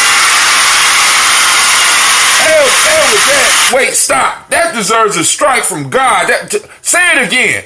We ain't made nobody scared of us since 1967. I quote Dr. Jill Jackson. Family, listen to me. Because listen, in politics, they don't mind pulling the fear card up on you. We need to start pulling the fear card up on these goddamn politicians when they come at us. If I don't give these people what they asking for, I don't know what's going to happen. That's how we know we're making progress. That's how we know we're making progress, because family is enough with this. I mean, I swear to God, we got a Jesus complex. As a people, we have a Jesus complex. We believe that we was born to die for the sins of the world and sacrifice for all. Go on and crucify us. Crucify our children. Go ahead, because we were put here for the benefit of everybody else. You can't have mine. You can't have none of my tribe for that shit. I'm just saying. And it's time we start growing up. It's time we start growing up. I I think me and my son go get some fancy ramen noodles. Yes. Well, you ready? You want to get some ramen noodles? Yes. Because you lied to me. You said you swept this floor. This floor ain't swept. I got to fold the clothes, so I need to be able to use it it. yesterday. Look on the floor. It's real life here, Gye-Nyame Journey. Look at the floor. Did you sweep it before or after your sisters left? Before. Before your sisters left? Yeah. Okay. All right. This brother Hot Tim. Since we ain't got no calls in, I'm gonna leave y'all alone. I'm gonna let, but think about what I'm saying, family. Where are you getting that at? Be careful. You do know what will happen. Continue to race the race. She said, you do know what will happen. Continue to erase the race. Yeah, we know what happened. And Sister Nivea said, where you getting that at? Be careful. You got to explain what you're talking about. That's why I got a call-in line. 614-556-4535. I don't know what you're talking about, what I need to be careful about. What? Japanese might poison my ramen noodles? What? What the hell? What possible other thing could I have to worry about other than being a black man in America? What could I possibly have to worry about? What? I'm just saying, family. I'm just saying. Listen. All right, here we go. Hi, nephew. Oh, she laughed. She said, Sister Jill said, what's up, Clay? Laughing out teen. Oh, so you going through it too, huh? The teenage logic. Oh my God. It just gave me a headache thinking about teenage logic. I don't know. I don't. And what's crazy about it, you don't even remember thinking like that when you was young, Be careful where you eating at. Oh, it's cool. It's cool. Don't make no difference. They gonna get me. They gonna get me. You know what I'm saying? Coronavirus. We got the great pumpkin as president. You know what I'm saying? We got a mayor running uncontested. You know what I'm saying? We got an education system geared towards filling our children up with bullshit. I don't know. Be careful where you're eating. The power of melanin is divine. I'm with you, brother. You already know. Oh yeah, Lord have mercy. Lord have mercy. I know. But I was, I be hoping that Cleveland is a rarity in our family. You know what I'm saying? But obviously, I'm wrong. You know what I mean? I just like, maybe this is just Cleve. It's good to know, that there's other young people out here tripping. Shouts out to Mac WCCD. The power of melanin is divine. I'm with you, brother. Family, make sure you like and subscribe. Go to gnjmedia.live. Click the bell so that you know when we up. Sign up for the black signal so that you get it. And if you the special forces type, sign up for the toaster line, the daily toaster line. You already know, Jahani, straight bullshit.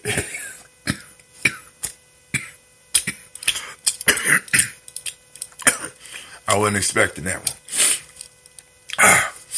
Man, yeah. But anyway, all right, family. Anything else we need to move to? Anything else y'all want to discuss? We got it. Y'all got the airwaves. So now, in the future, expect the interview from Dr. Mariba Kelsey. I'm gonna work. I'm trying to get Dr. Myers on. I'm going to work on getting Dr. Dolly on. I'm going to definitely get Elder Tony on. And any other people that y'all would like to hear from our area or nationally, let me know, because I'm figuring out the system and I want to start trying to pull them in. Laughing out loud. That didn't come across right. Oh, because it's behind. I understand. But anyway, and all the people out there understand because it's y'all see me and respond, and sometimes it is not on time. So we're gonna start having those interviews. We're gonna start putting together the e-courses. We're gonna start putting together the e-books. Any nation builders that are interested in Ugenomics, let me know so that we can start getting you plugged in. Because family, I'm trying to tell you, we got some heavy hitters just here in Columbus. It's just a matter of getting the exposure. So once we start learning how to maximize our social media platforms, as well as our phones and our emails, we will be able to create income not only for our elders, but for ourselves, and have extra money to start throwing into our community events.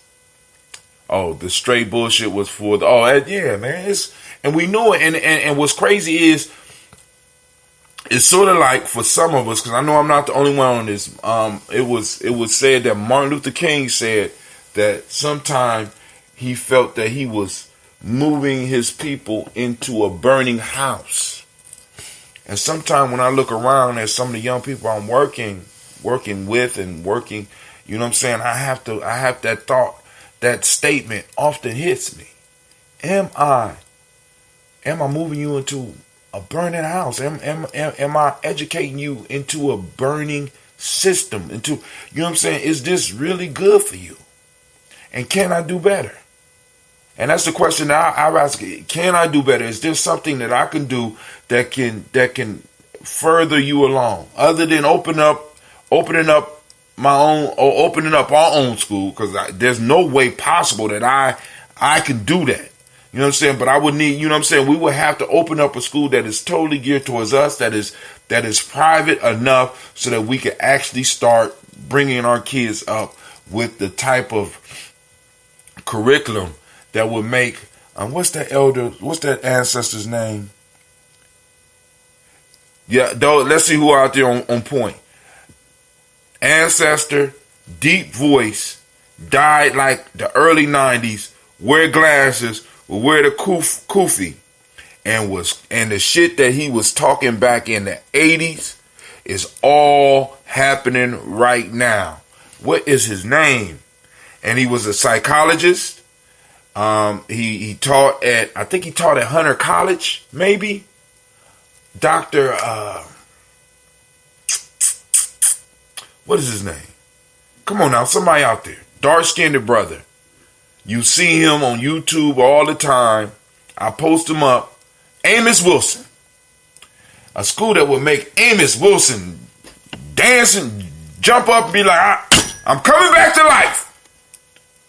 You know what I'm saying? Because I listen to some of this stuff, I'll be like, damn, he right. What kind of education system does not prepare children to protect their future? What type of... No, it's Amos Wilson, but yeah, it will make Dr. Ross right too. I didn't know Dr. Ross, I didn't know he was an ancestor. Is he an ancestor now? Wow, I didn't know that. But yeah, because he started the school here too. You know what I'm saying? But because the major issues that we have to deal with is the financial. And I know some people like, we got the money. Oh, it's about time. Who calling in? Who this be? Hey, it's Kim again. How you doing? Welcome back. Did you drop off or you just would let me finish the toast? Thank you. No, the signal when I was, even now it says poor connection. It kept saying poor connection. So go on and hit us with what Hello? Yeah, can you hear me? Hit us with what's on your mind for your phone drop. Hello?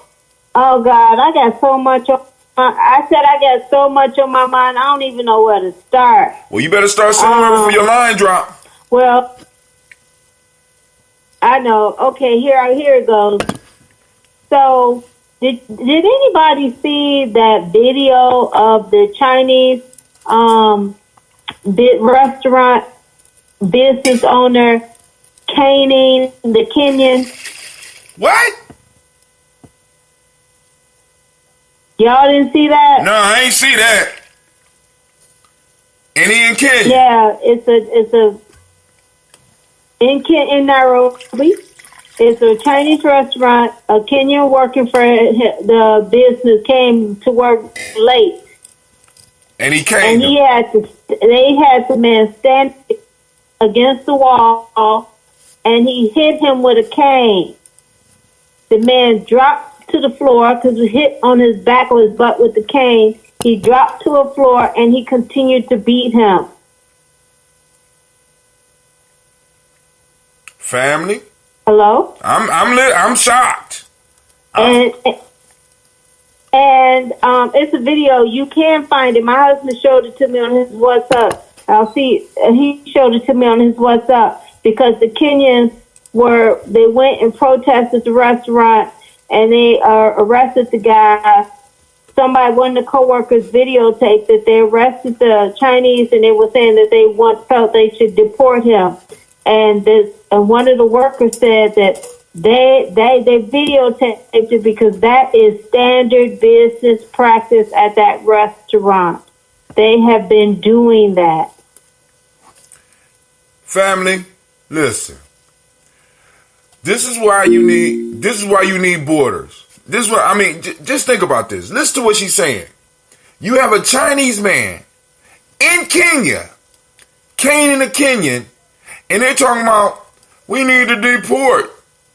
No, they needed to strap that motherfucker down and cane his ass. I don't understand, but hey, Chinese got a lot of power.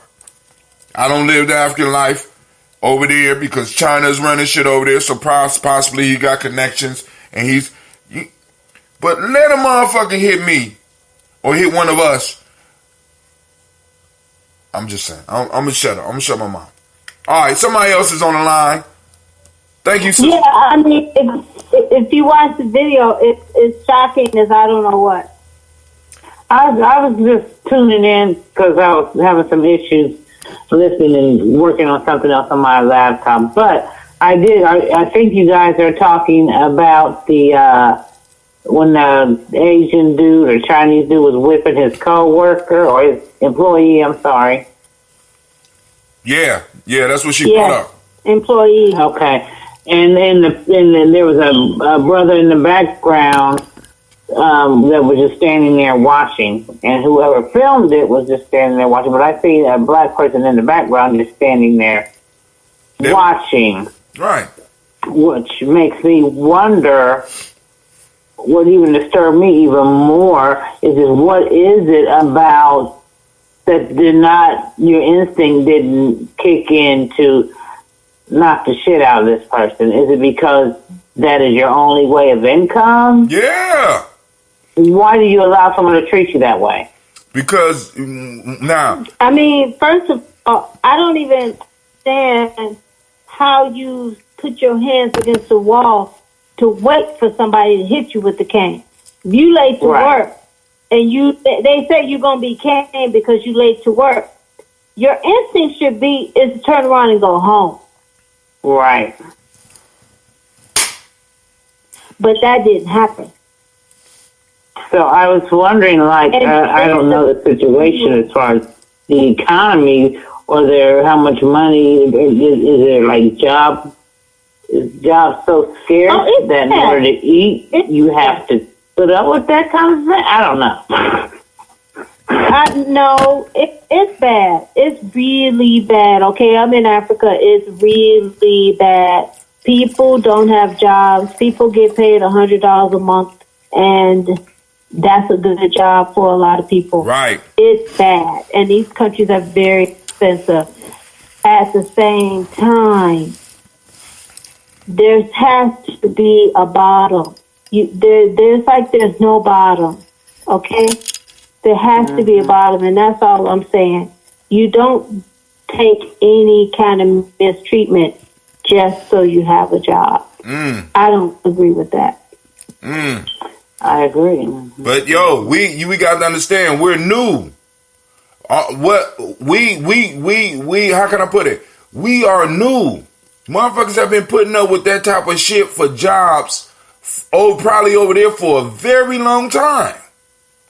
You understand what I'm saying? I mean, this is like she said, this is standard practice, not only in that place, but in other places. As we just read in the article. You know what I'm saying?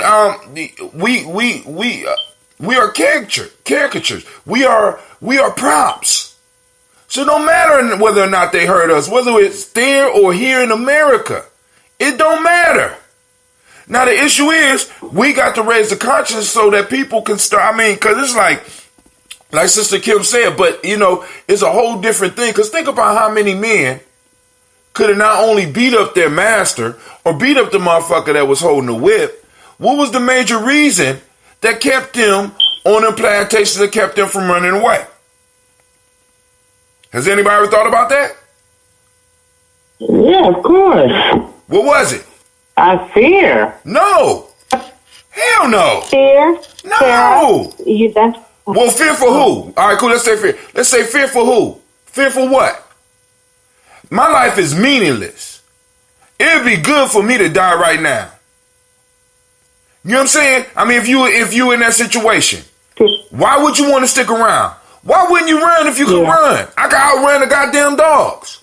You mean these motherfuckers? I mean, think about it. Some of them could outrun the dogs. Why didn't more of them leave? Why didn't they punch the motherfucker in the face with the whip? We outnumber you. Brother Kwame put up the answer. Family. See, it's easy to talk the bold talk when, you know what I'm saying, when you looking at a man from the outside in. But if I am the only one bringing money home to the family, and if I lose this job, there's absolutely nothing else for me, because our country's in total disarray, because we have allowed all types of people to take advantage of us for the last 2,000 years. What else is it? So I might as well go and take the cake. I get what you're saying, I get what you're saying, and he's right on a certain level. He's right on a certain level, but he's wrong also. Because if your family was eating before you got that job, your family will eat after that job. That requires a certain amount of faith. And so that requires a certain amount of faith that a lot of people don't have from the experience. But at the same time, I mean, for me, I see it like this. Like, I work in an environment with people who have that mindset. I work in Africa. So I work with people who have that mindset. Well, that there is no bottom. And I know their one job is for them, not just their immediate family, it's also for their extended family. They may be the only person in their whole extended family who has something like that. That is true. But at the same time, you just don't take anything. I agree. Because if we think that's okay, then that means that then colonialism should have stayed.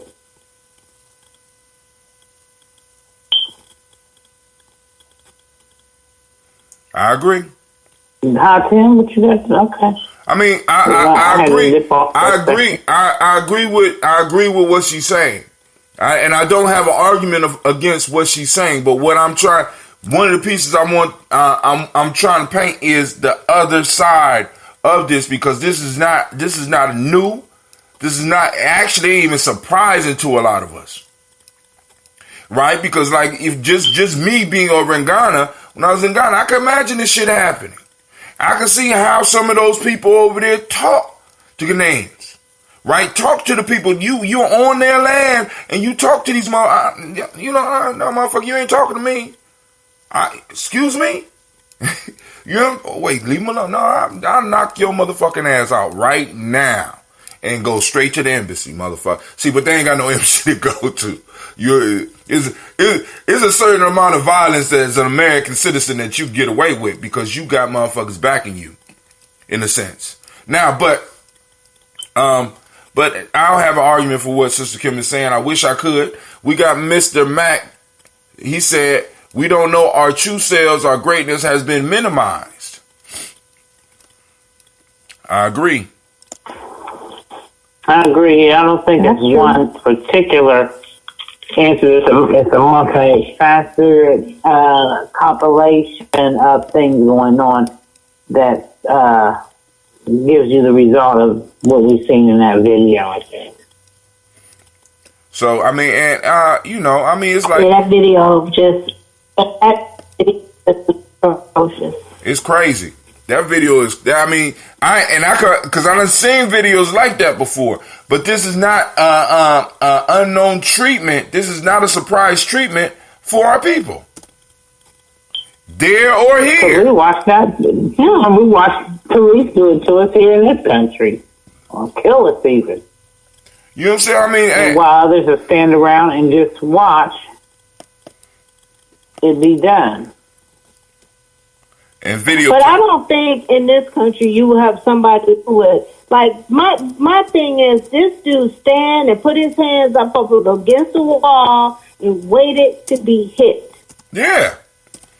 I mean, He did that. That was the agreement. I don't think we have that in the United States. You may have instances of people being abused at their job by their their employees, but this dude put his hands against the wall and waited to be hit. Sister Kim, let me just say I think that happens in the United States too, but you do? I don't think that happened in the United States because there's labor laws. There's a more organized piece where if you get caught doing some shit. No, I mean not necessarily on a work level. No, not on an employee level. So employee and Kenya. Yeah, no, I don't think so. No. In Kenya and other countries, that's part of the work contract. That's part of the work understanding. Can you understand what I'm saying? That's part of the contract.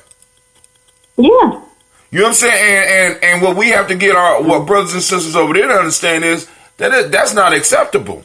That shouldn't be acceptable on any level. But they have to go on and put that in their consciousness and start working with it and be like Kim, like Sister Kim said, have the faith to understand that if one job was there, another job will materialize.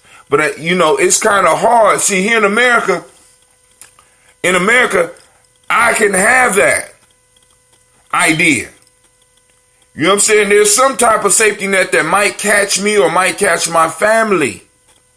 But in Kenya,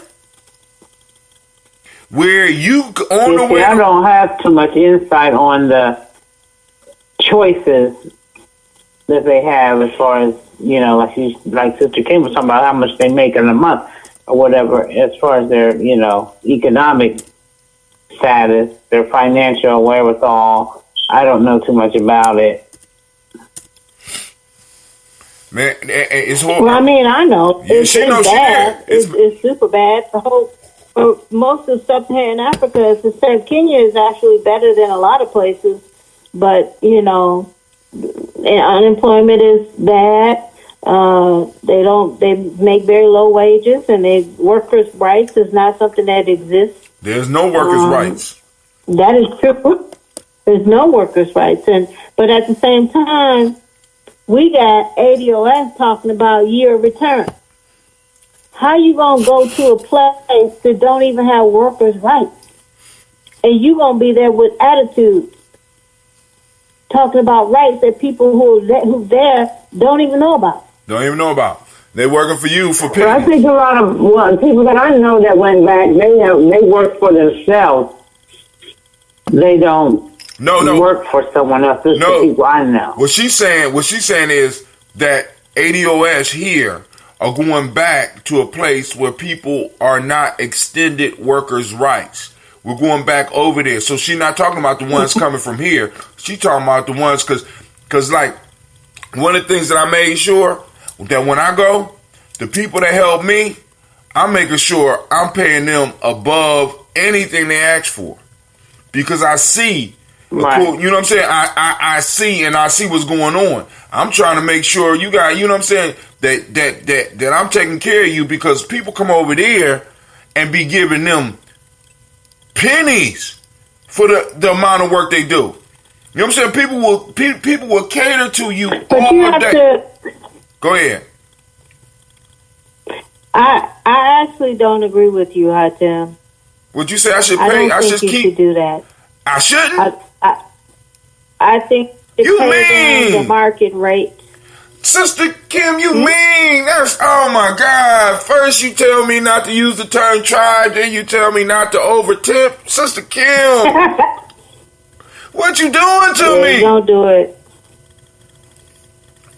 But go ahead, I don't explain agree why. with that. I think that you should pay the market rate, because when you do that, then you have to think of the mindset of the people. They're just saying, oh, this person has money to give. And so they see you as having excess and easy money. So the perception is they have excess and easy money. That means maybe I don't even have to work that hard. Or maybe I can even steal from them. They won't even notice it, and they won't even care. They don't even need it. So you have to, we don't understand that mindset. You have to think about the mindset. You go around doing that. A lot of people have problems when they do that. See, because like I said, a lot of my relationships were built over a couple of years. So I would have certain people that would work with me. You understand? So it's like, well, I hear you though. So she said, if you go over there, be safe, don't overtip, and don't talk tribe shit. So, but no, you pay a market rate. Like I have somebody working for me. I have a live-in maid. I pay her market rate. What's market rate? You ain't caning her over there too, Kim. I pay her. You ain't caning her. Okay, she could survive off of the market rate. Oh, they could survive off of market rate. I mean, she is what other maids are getting working for people. I'm not going to pay double and triple just because I'm a expat. I'm from overseas. I'm not going to do that. I'm going to pay the market rate. I know people who do pay double and triple and do all that. I don't. I'm not doing that. What is the rate over there for living maid? Oh my. It's about a full-time maid is between $100 a month. You have some people paying $300 a month for full-time housekeepers. Wait. Stop. So it's between 100 and 300. When you said live in, right? Yeah, I have a live, but not everyone has a live-in. Some people just have someone who comes, but now I have a live-in. Yeah. $100 a month? Yeah. I'm just thinking. All right, let me read some of the responses. So, okay. I'm gonna listen. Try to listen. Okay. Who hung up on me? Who there? Who hung up? I think she said she's going to try to. All right. I didn't. I think Navita. She said she's got to listen. You got a good memory. Brother Kwame said we have people literally enslaved or released from their enslavement within the last 10 to 15 years. Them facts. Look it up. Brother Junior says Africans all over this planet are waiting for the strongest bloodline to stand. There is no weak blood survival of slavery. POWs. We submitted. The rest want to submit. We fight. Pan-Africa will fight. I don't know about that one, but all right. I just want to say, what's up, Hi Tim? This is from Nick Schultz. I went to a sweat at Ken Brown's yesterday. The first time thinking about you, brother. Oh, what's up, brother Nick? So y'all, what? All right, so there's a sweat. What? All right, well, let me know. Let me know, because I need to do a sweat. I just got a message about Umblature going down this summer. So that gives some of my boys time that might want to go on to hear. What their cultural state of mind regarding who they are and their value. This is from Jill Jackson. From Brother Kwame, Charlotte and their troop were strongly advised against over-tipping or giving away food due to what Sis Kim is speaking of. That's true. That's crazy. Got to give $1,000 a month to clean up after other folks. Family. I mean, 1,000. Okay. I mean, that's here. That's more than what a teacher makes. That's more than what a teacher makes. He talking about here. Sister Kim, calm down. He talking about here. He not trying to cause a revolution in your house. He talking about in America. Calm down. She's grabbing the cane and all that shit. $1,000? Let me get this cane. What? No. He was talking about in America. Calm down. Woo. Those wages are shameful, and the way our people are treated. No, but I'm gonna tell you what I do. I'm gonna tell you what I do though. I pay the market rate, but since I believe in education, in the past I've paid for people's kids to go to school, like as a fringe benefit. I'll pay for them to go to preschool or whatever. I get back to school money and stuff like that. So I do things for education purposes. If they want to take a class, I'll do something like that, help them take a class, help them learn English. I do stuff like that. But I figure it's fair. You want to be fair, and you don't want people to be unrealistic and to understand what is the opportunity, because it's still an opportunity for them to learn a language, learn how to do things. So that's what I do. So, family, please understand from Sister Kim's perspective, because what she's saying is she lives over there full time. She is not going as a tourist where she go for 2 weeks and then she's able to get on a plane and come back. She's in a place where, in a sense, she's, according to American standards, she may be surrounded by poverty. And by you being generous in those situations, you can set yourself up as a target. Please understand that shit. So when I'm talking about what I do, thank you. When I'm talking about what I do, I'm able to do that because I have in a sense, I had a team already set up for me, right? My spiritual mother went over there and laid it down. And then when I went over there the first time, I was able to get my own team together so that they would be waiting for me when I came back. So it wasn't, you know what I'm saying? So please understand what she's saying. You cannot set and y'all know here in America, you already know when you go in and you trying to hook people up, they're already thinking about scheming and getting you and looking for your weak because they see that as a weakness. Come on now. So I understand. So please calm down. She's doing what she's supposed to do. She's doing what she would do in Chicago. She's doing what she's paying the market rate. That's what you do. Or you become a mark. You become a target. That's the fact. We already know, right? And what better mark is it to be than to be a black mark? Because you don't get in trouble for doing something to me. There's really no repercussions. Except over there because, you know, America gonna do something. I don't know what, but anyway. Wait, now going back to you before I read some of these comments. How are things? What is the report on Ouagadougou, Burkina Faso? And how are you doing? Are you feeling safe? Or has there been any more attacks?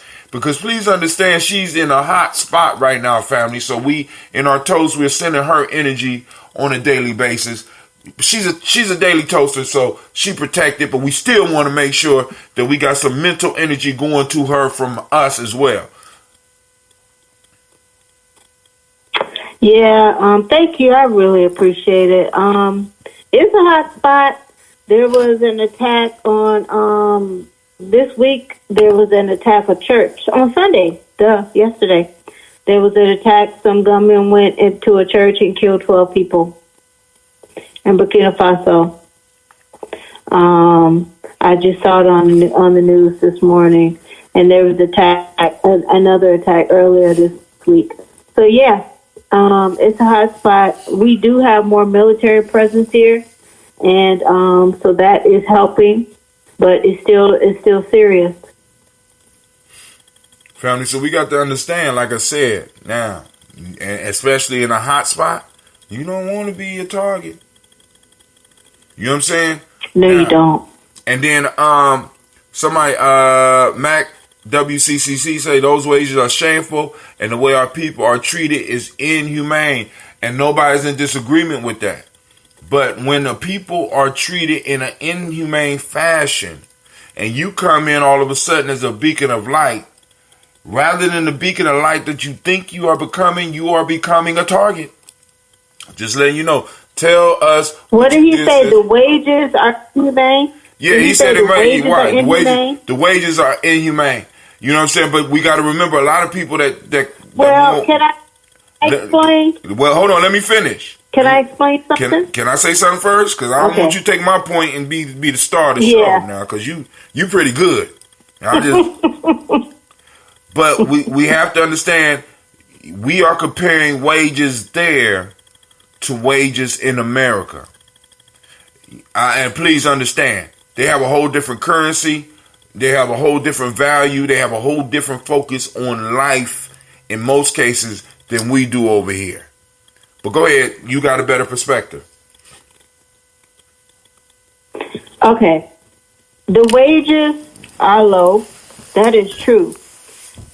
The wages everywhere here are low. My wages are low compared to what I would make if I were working in the United States with the education that I have and experience that I have.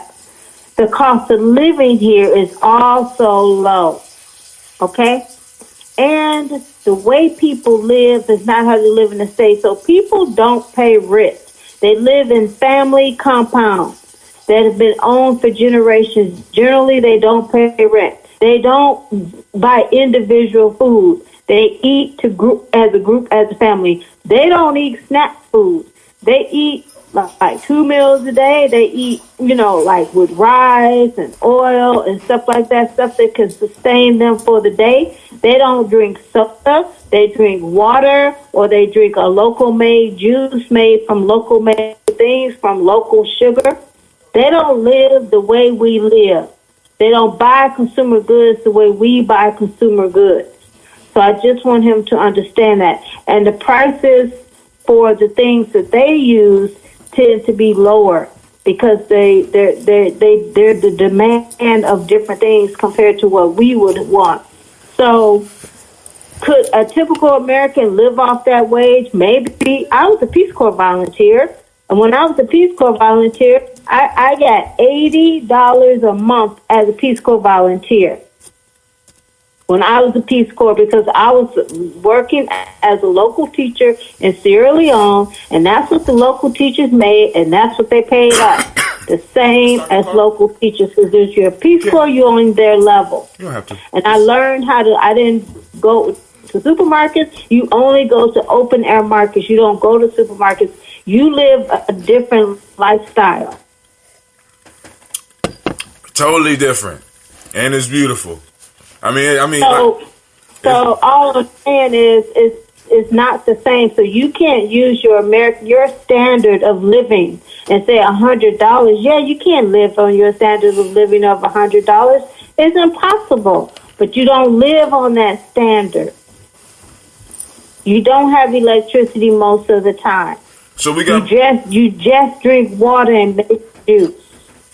Wait, stop, Sister Kim. You don't have a lot of clothes. Sister Kim, are you saying there ain't no Kool-Aid in Africa?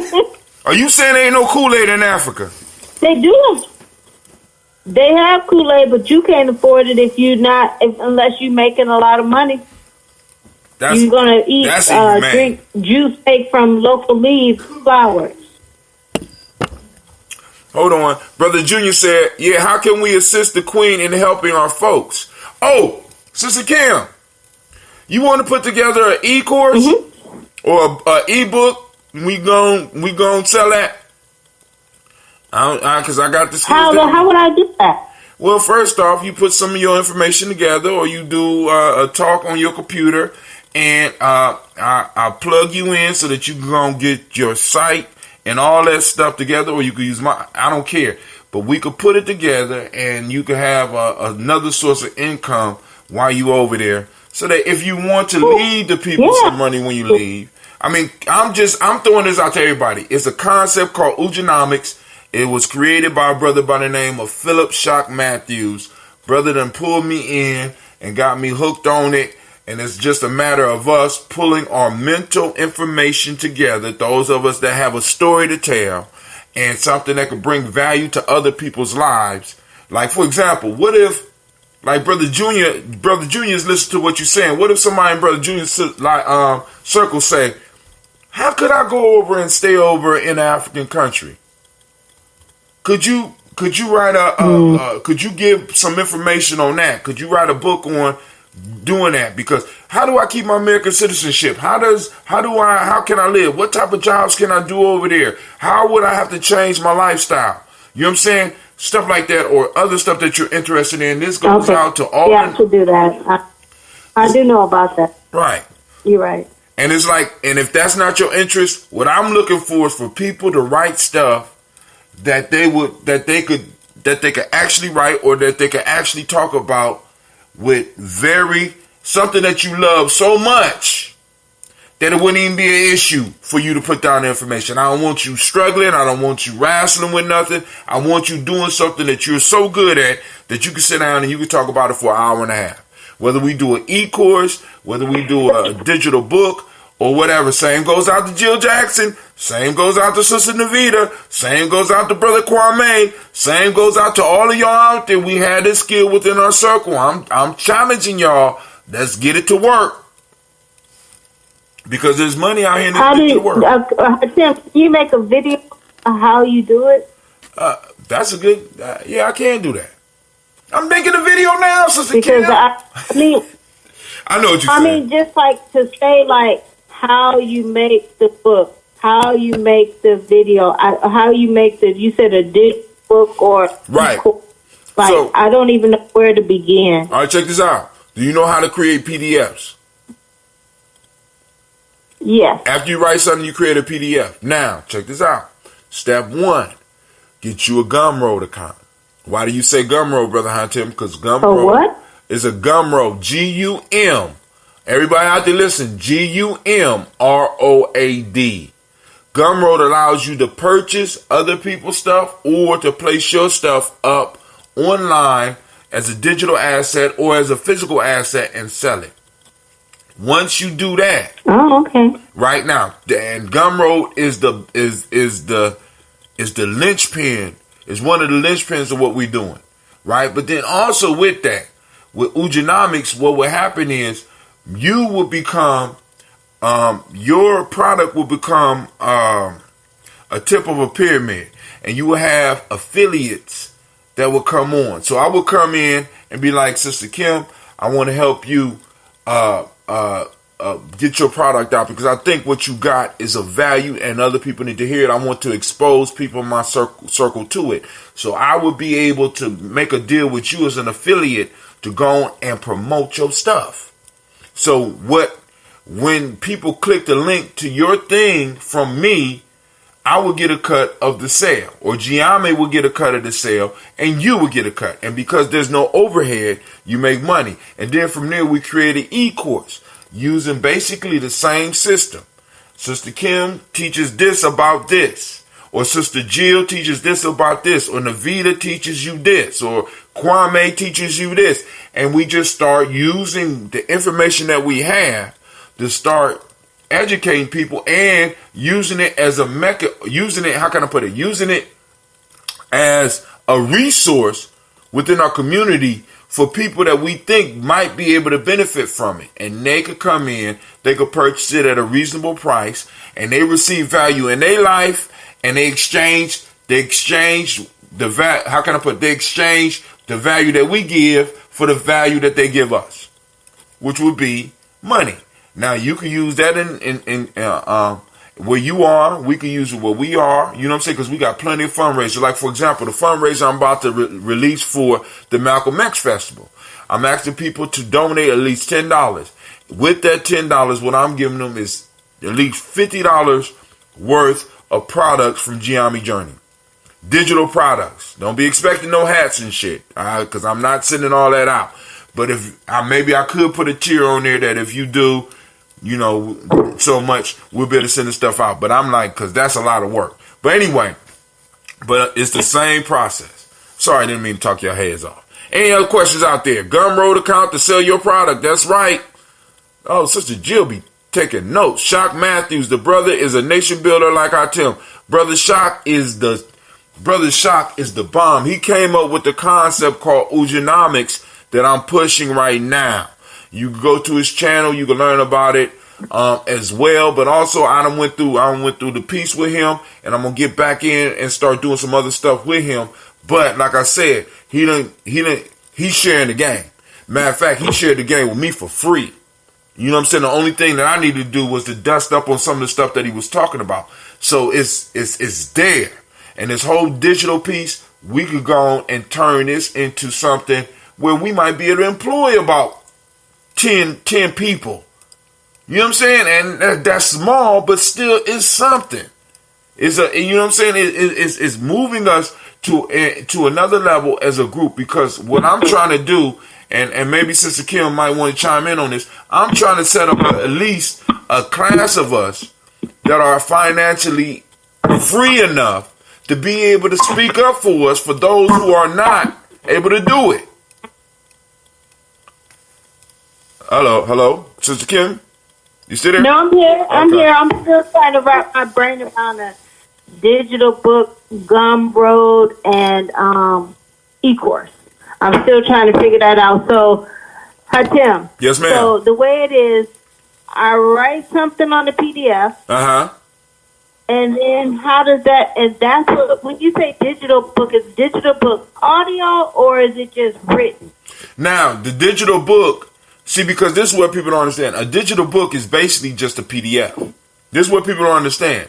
Now, there are programs that can take a PDF and form it into like a book concept. If you look at, because basically what the G&J Media newsletter or the KN newsletter is basically a PDF put into a form with flipping pages. But it's basically a PDF. There are programs out there that we can use, that we can take advantage of to make it look like a book for people that want that book experience. Or for people that actually want to touch the paper, they can just download the PDF and print it out. Because an ebook is nothing but a PDF. They might use a different format, but it's a form of a program that allows you to read, and you cannot change any of the data that's in the text that you're reading.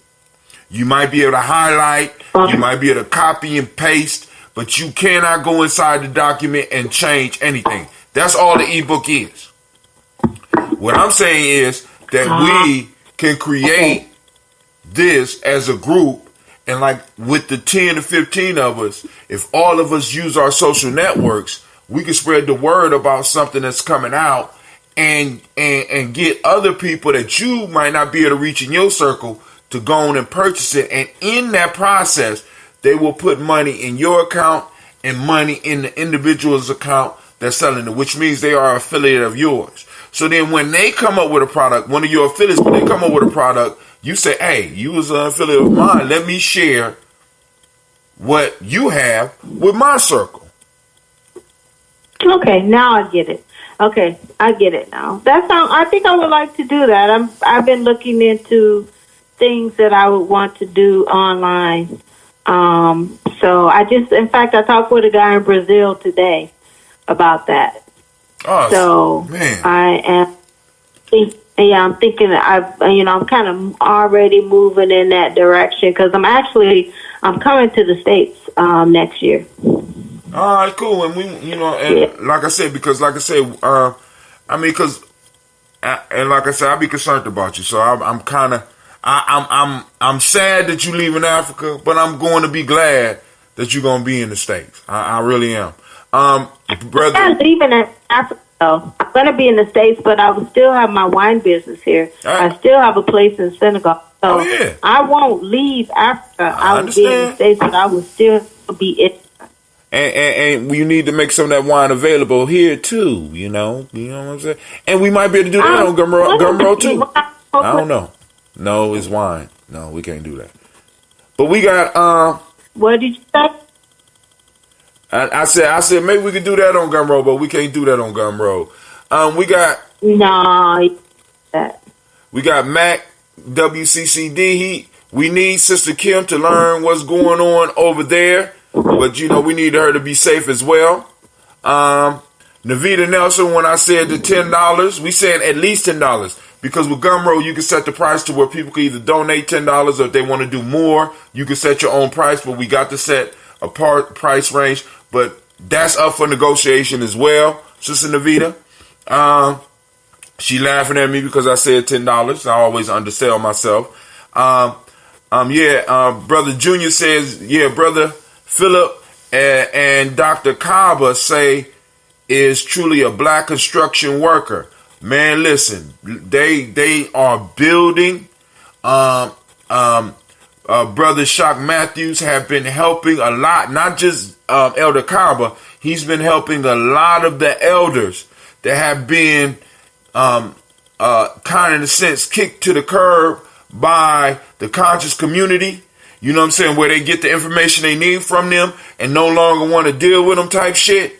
Because we got that going on. And we leave them with the Pan-African retirement account, which means you get nothing when you pass on. What Brother Phil has been helping these individuals learn how to put their stuff in a digital format and making it available, as well as being able to teach classes online.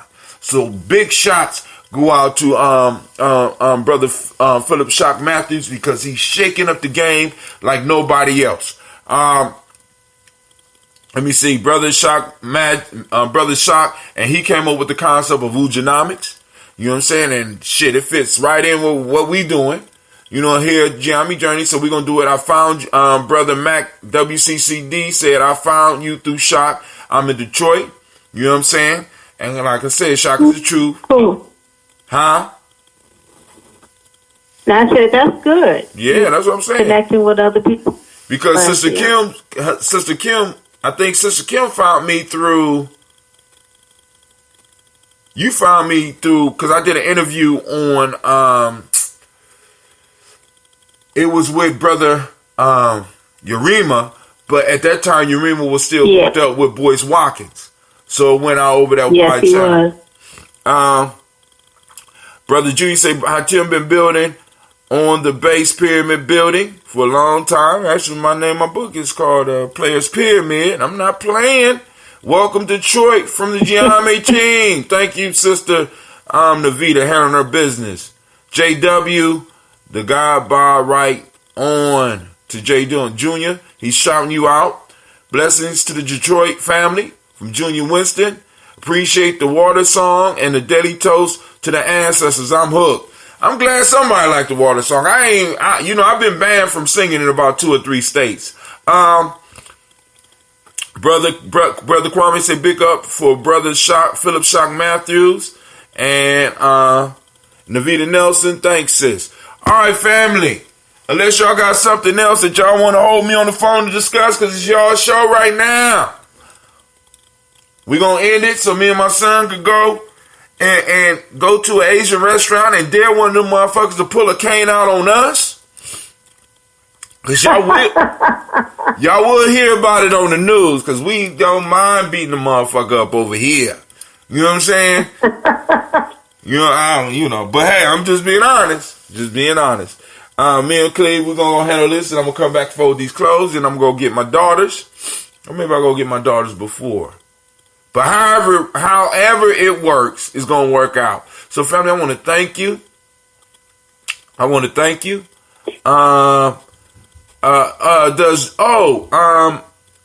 Mac, WCCD, Brother Kwame asks, does Detroit brother know Bonacci?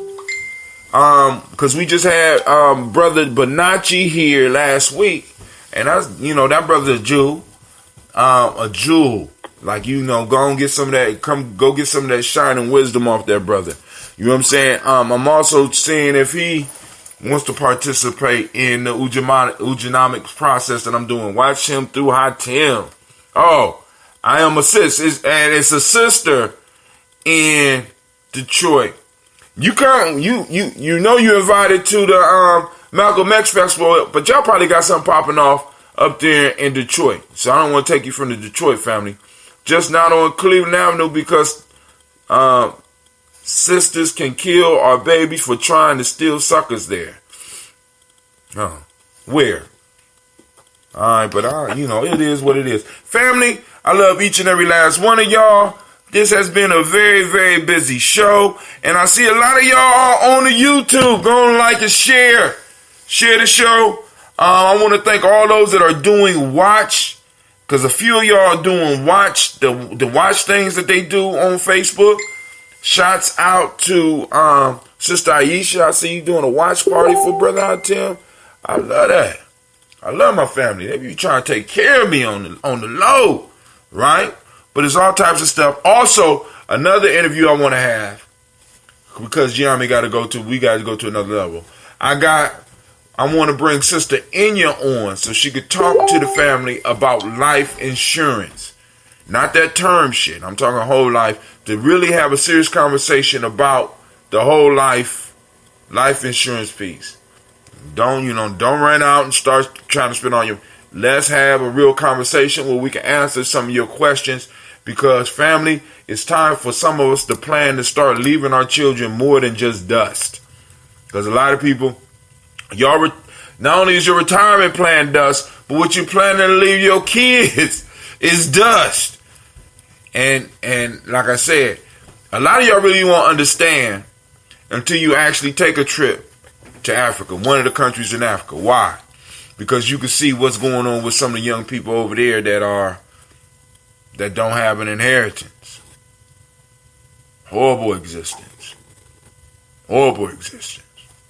Right? And what you have to understand is that this is planned for you. So, you know what I'm saying? My challenge for you is this. Right? Keep on saving the world and not working for your own. And I promise you that within the next 20 years, we will be living, we already at a second and a half world lifestyle. You're going to be living the true third world lifestyle in the next 20 years. If we don't stand up and start practicing and pushing politics and pushing education and pushing the social structure and pushing the economic structure of this country in our favor. As a stubborn minority. And we're going to have to sit down and really talk about the concept of the stubborn minority because I don't think y'all really understand that shit. But this Brother Hatim, that's my opinion. Sister Kim, you got some closing word for the family? I don't know. I didn't see the comments. Don't judge me too harshly. Oh, they offer that. Context. Yeah, that's all I got to say. Oh, They went through their outrage. They went through their outrage for a second, but then after you explained it in your eloquent way, they came around. So they offer that. So they don't bring it back up. Be like a politician. Move on to the next. Okay.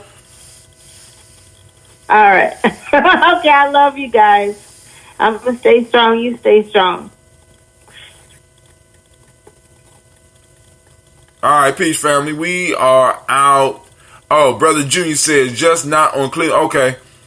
Asiatic, not sisters. Uh-oh. Kwame done lost me. Group rates are cheaper. Oh, you talking about if you come down, it's cheaper as a group. We got you, Sister Kim. Is what Brother Junior say. All right, family, I want to thank y'all. And be on the lookout because I'm going to be posting up to all the friends at Gye-Nyame Journey, all my friends, the fundraising piece. You're going to be getting emails. We're going to blast out. I'm just asking you that even if you can't give, Your way of giving is by sharing the link, because we want to try to raise as much as possible.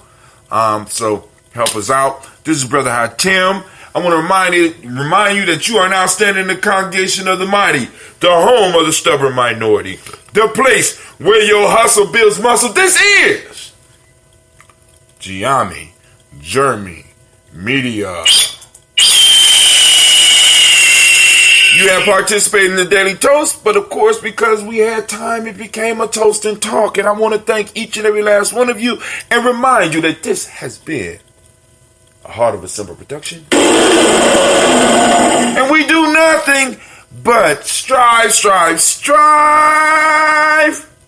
to blow up those old paradigms. All right, family, we are out.